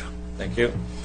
Mark Murphy. I wanted to speak against the concept of re-looking at the districts. I don't support the districts in the first place. However, to go back at it at this point, the elections, or the upcoming election, first of all, let me just ask, would this affect, if you were to move forward, are you trying to affect the districting for this coming election in 2018? Yes, it would. Okay. So the election is beginning of November, and most campaigns usually like to have about 6 months lead time. They don't all start that way. So that puts us right at the beginning of May. And here we are at the beginning of April. So to do this at this time, when there's already been discussions, doesn't matter if the vote went your way or didn't go your way. But right now, we have elections coming up. It's going to look really bad that you're changing it right beforehand. I'm not necessarily, I'm against doing it now. I think I'd be against doing it maybe also again, but I'd have to see more of the maps. I would really recommend, don't do it right now. Wait until after this election. That way, it doesn't look like you're trying to influence anything, change anything, right? And certainly there won't be any conflicts with it. Once the election's over, go ahead and take a look at it, if that's what you want to do.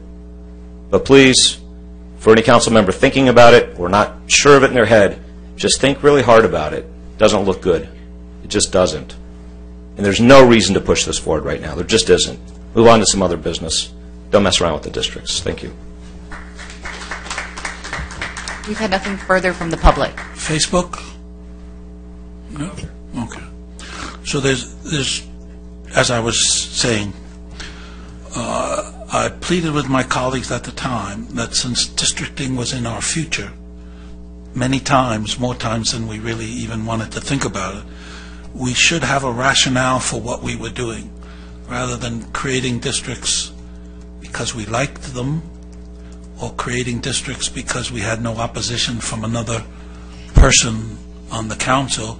We should establish some kind of philosophy, some kind of rule for how we were going to set up districts. And if we did that, we could in the future look at those rules and do it based on some kind of a rationale, rather than what people seem to think was a nice or not a nice way to set it up, or in some cases a way to set it up in such a way as to disrupt it, which was even another rationale during the time period. My pleas fell on deaf ears, which was not uncommon in those days, and so we have the opportunity to look at that one more time and to try to set up some rules. In other words, we're told by just about everybody that one person, one vote is the way we should be designing the districts, and yet we came up with a district that wasn't particularly good with one person, one vote. We were told that we should be looking at preserving communities of interest, and in fact we came up with something that didn't preserve communities of interest. We should come up with something that's compact, and in fact we came up with something that wasn't compact.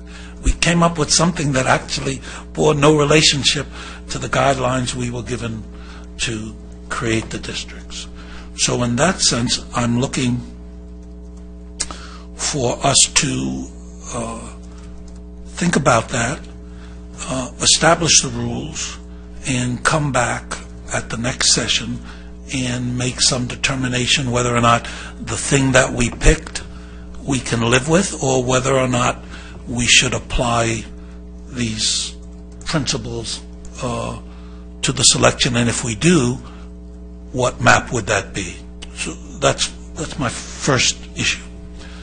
My second issue, which I've talked about many times, and we haven't dealt with it yet, so maybe we should be dealing with it finally, is the problem with the census. So the way it's going to work right now, we've got a district plan that comes up in 2018, and people are going to vote on that by districts. Nobody really knows what district they're in yet, but at some point they will. But in 2018, it was our initial idea, I think it was your idea to start with, and that seemed right at the time, that we'd be voting on what to do in 2020. So that whatever we came up with, if we came up with, and the reason we stayed with 5 districts and no citywide mayor, and again, I believe that was Councilman Robinson's idea, is because that was the most natural thing that we had going now. So we were continuing that until November. November was up for grabs. Could come back with 7 districts or 4 districts, and a citywide mayor could come up with anything, which would take place in 2020. And then in 2020, there's a census that in 2022 makes us go through the districting process all over again, without principles, unless we move forward now.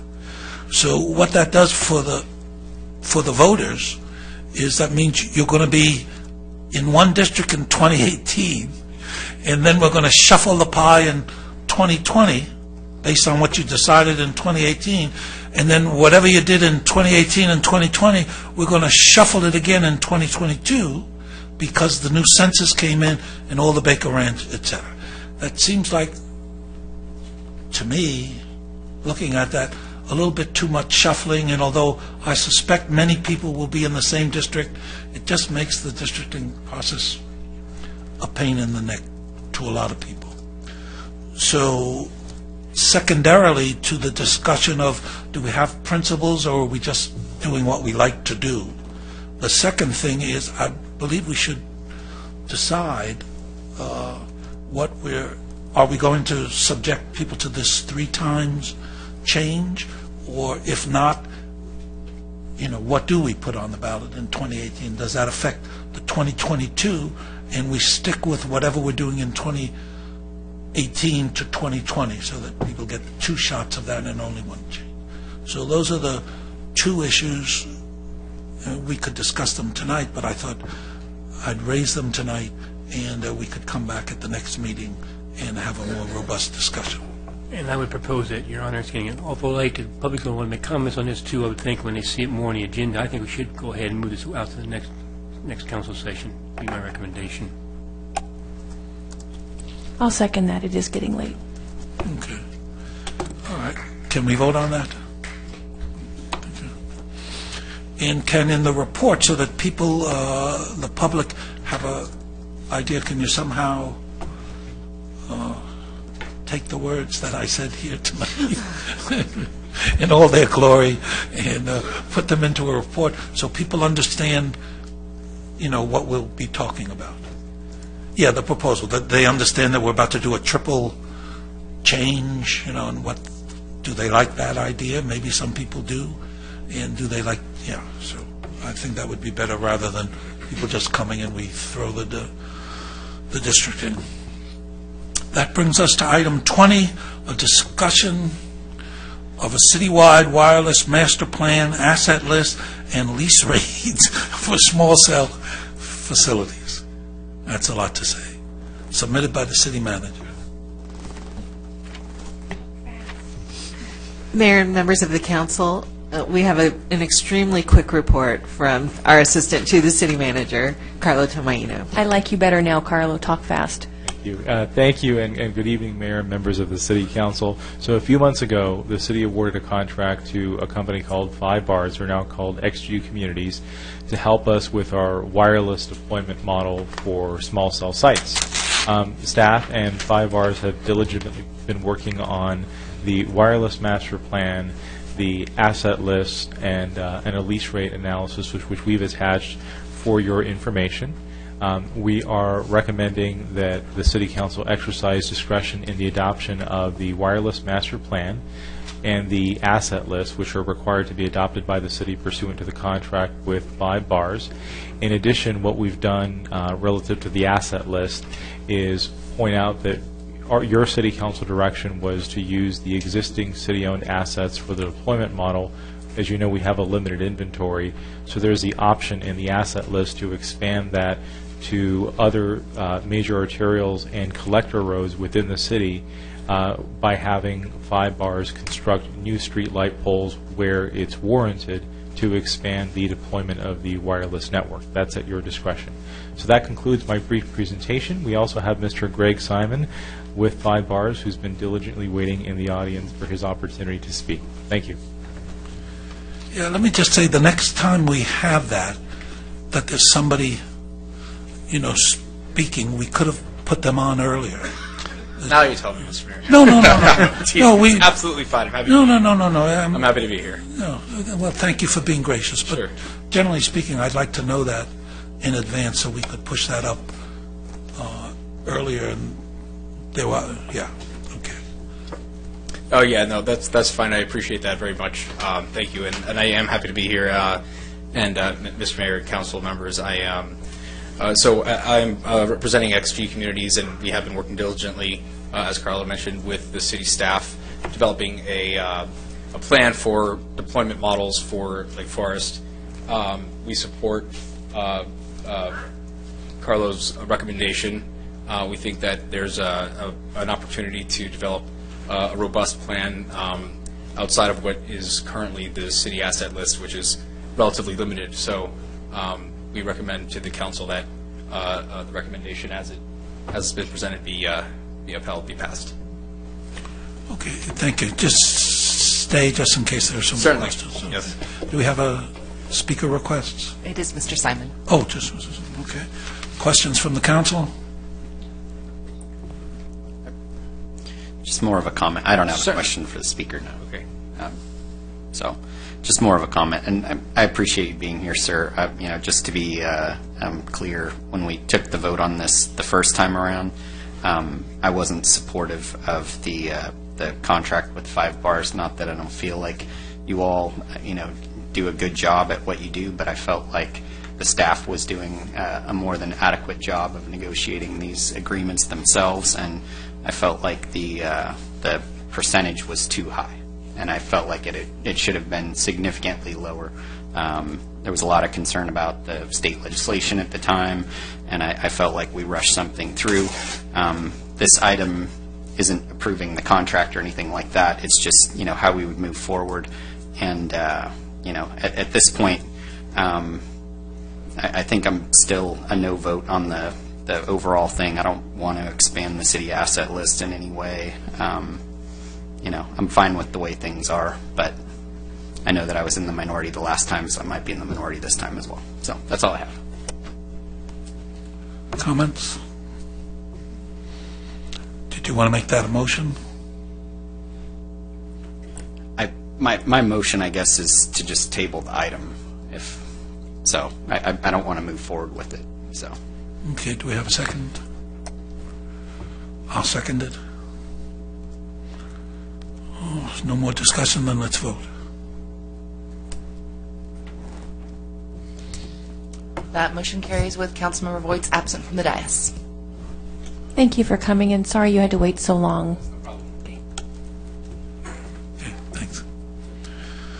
City Manager's report.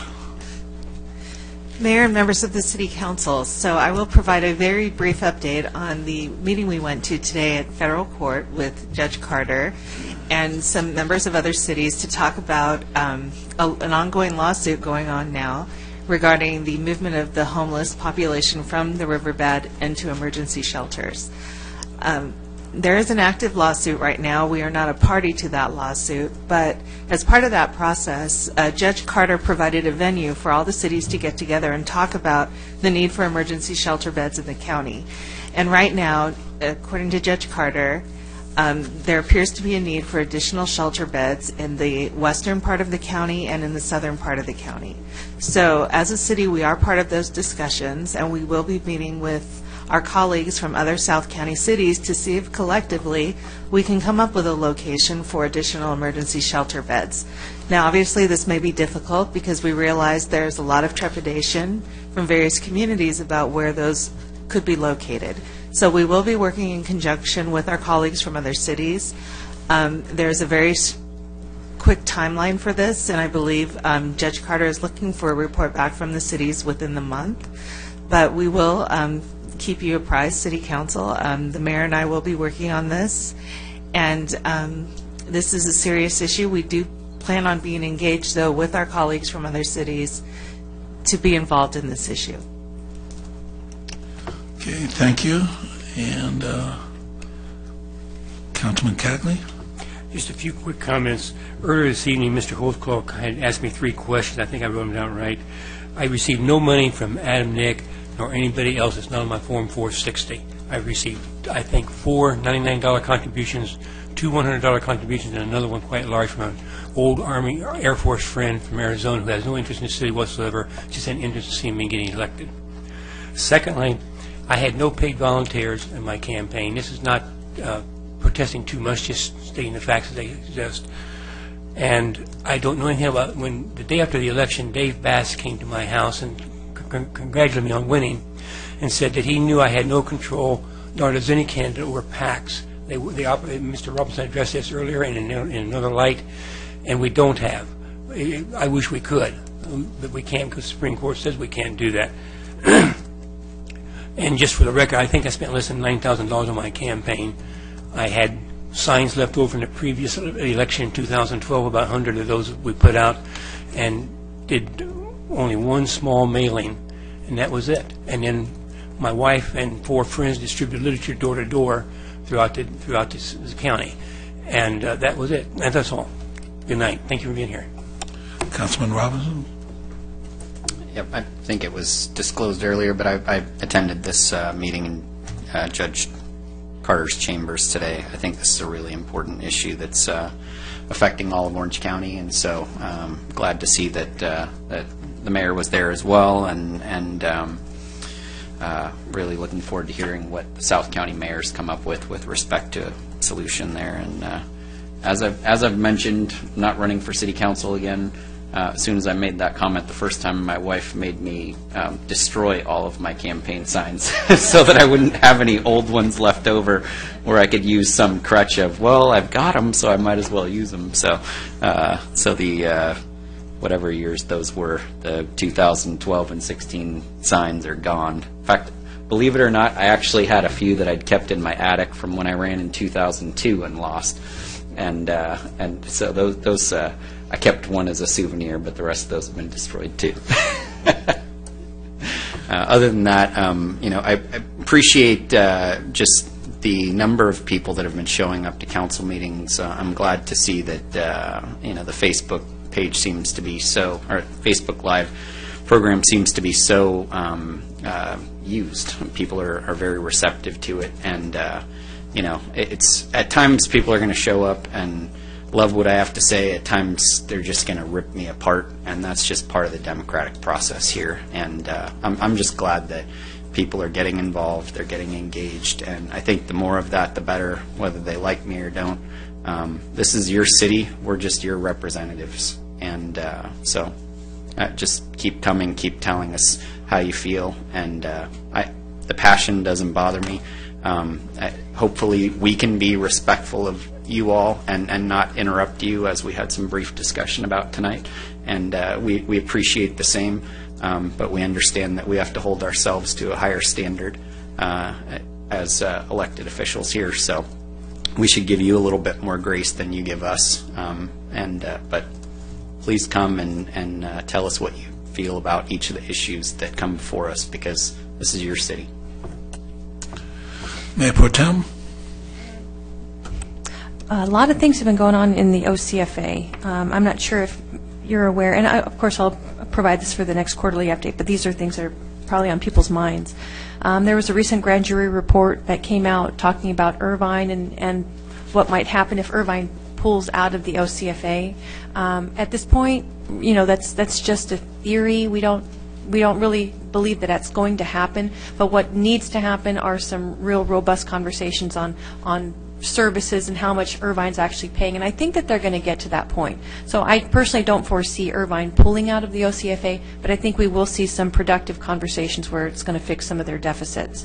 Also, this last week, an independent review board has completed their review of the Canyon 2 fire, and they have found some things that could have been done better. The OCFA is already implementing some better processes in place to prevent further situations that had occurred. I'll post this information on my local Facebook page. I have one for my district called Foothill Ranch Portola Hills Connect. If you guys want to join it, feel free. There's a lot of great discussions on there right now about homelessness and everything that's happening in the city. That'll be on there as well. Also, tonight there was a whole lot of something going on this evening, and we get a lot of heat, as elected officials, and of course we should expect that. We definitely try our best to be the leaders that we are, and we're not perfect. We're just like you guys. We're just regular residents, and we just happen to be up here trying to represent you. So I love the dialogue. I love that people are getting engaged, but we need to all be respectful.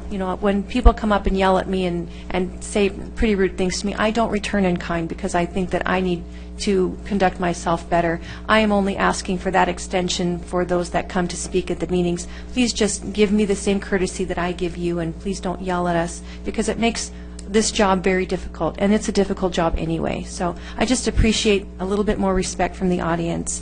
Also, maybe we can just, in our prayers tonight, pray for Councilman Voigt. I cannot believe he came here tonight with a broken leg. But maybe just pray for a quick recovery for him. And if it's okay with Mayor Voigt, I'd like to close the meeting out tonight in honor of the victims of the YouTube attack that happened earlier today. That's all I have. Okay, thank you. Do you have those slides? The drink slides? No, huh? Okay. Mr. Drinkwater? All right, no. Mr. Drinkwater? Never mind. Mr. Drinkwater? Yeah. Okay, never mind. As the city manager said, we met and 100 other people with the judges involved, and there's a there's a threat, a direct threat from the judge that if the cities in the county don't do a better job, then they're going to put a temporary restraining order on some of the laws governing what we're doing now that will make what we're doing now even more difficult to do. So that's a really big incentive to us to do more. Now, I went into that meeting convinced that we were doing enough, and I came out of it convinced that we're not doing enough. So we do need to do more.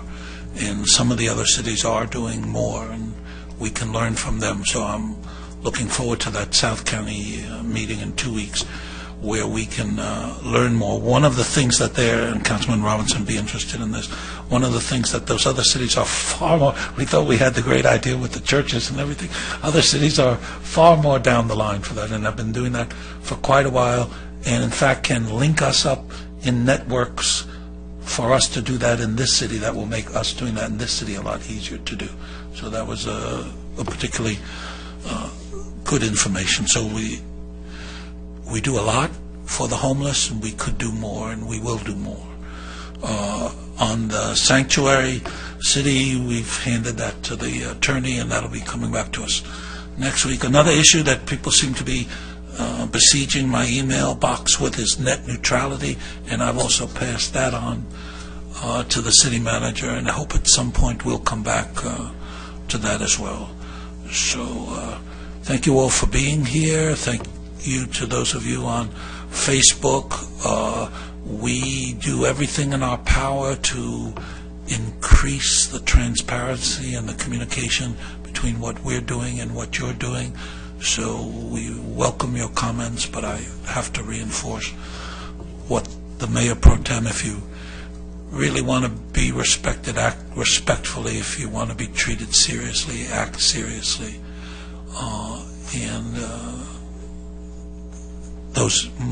I'm talking to people who aren't here now, but many of the people who were here should take a look at their own behaviors before they come back to the City Council. Anyhow, thank you very much, and good night.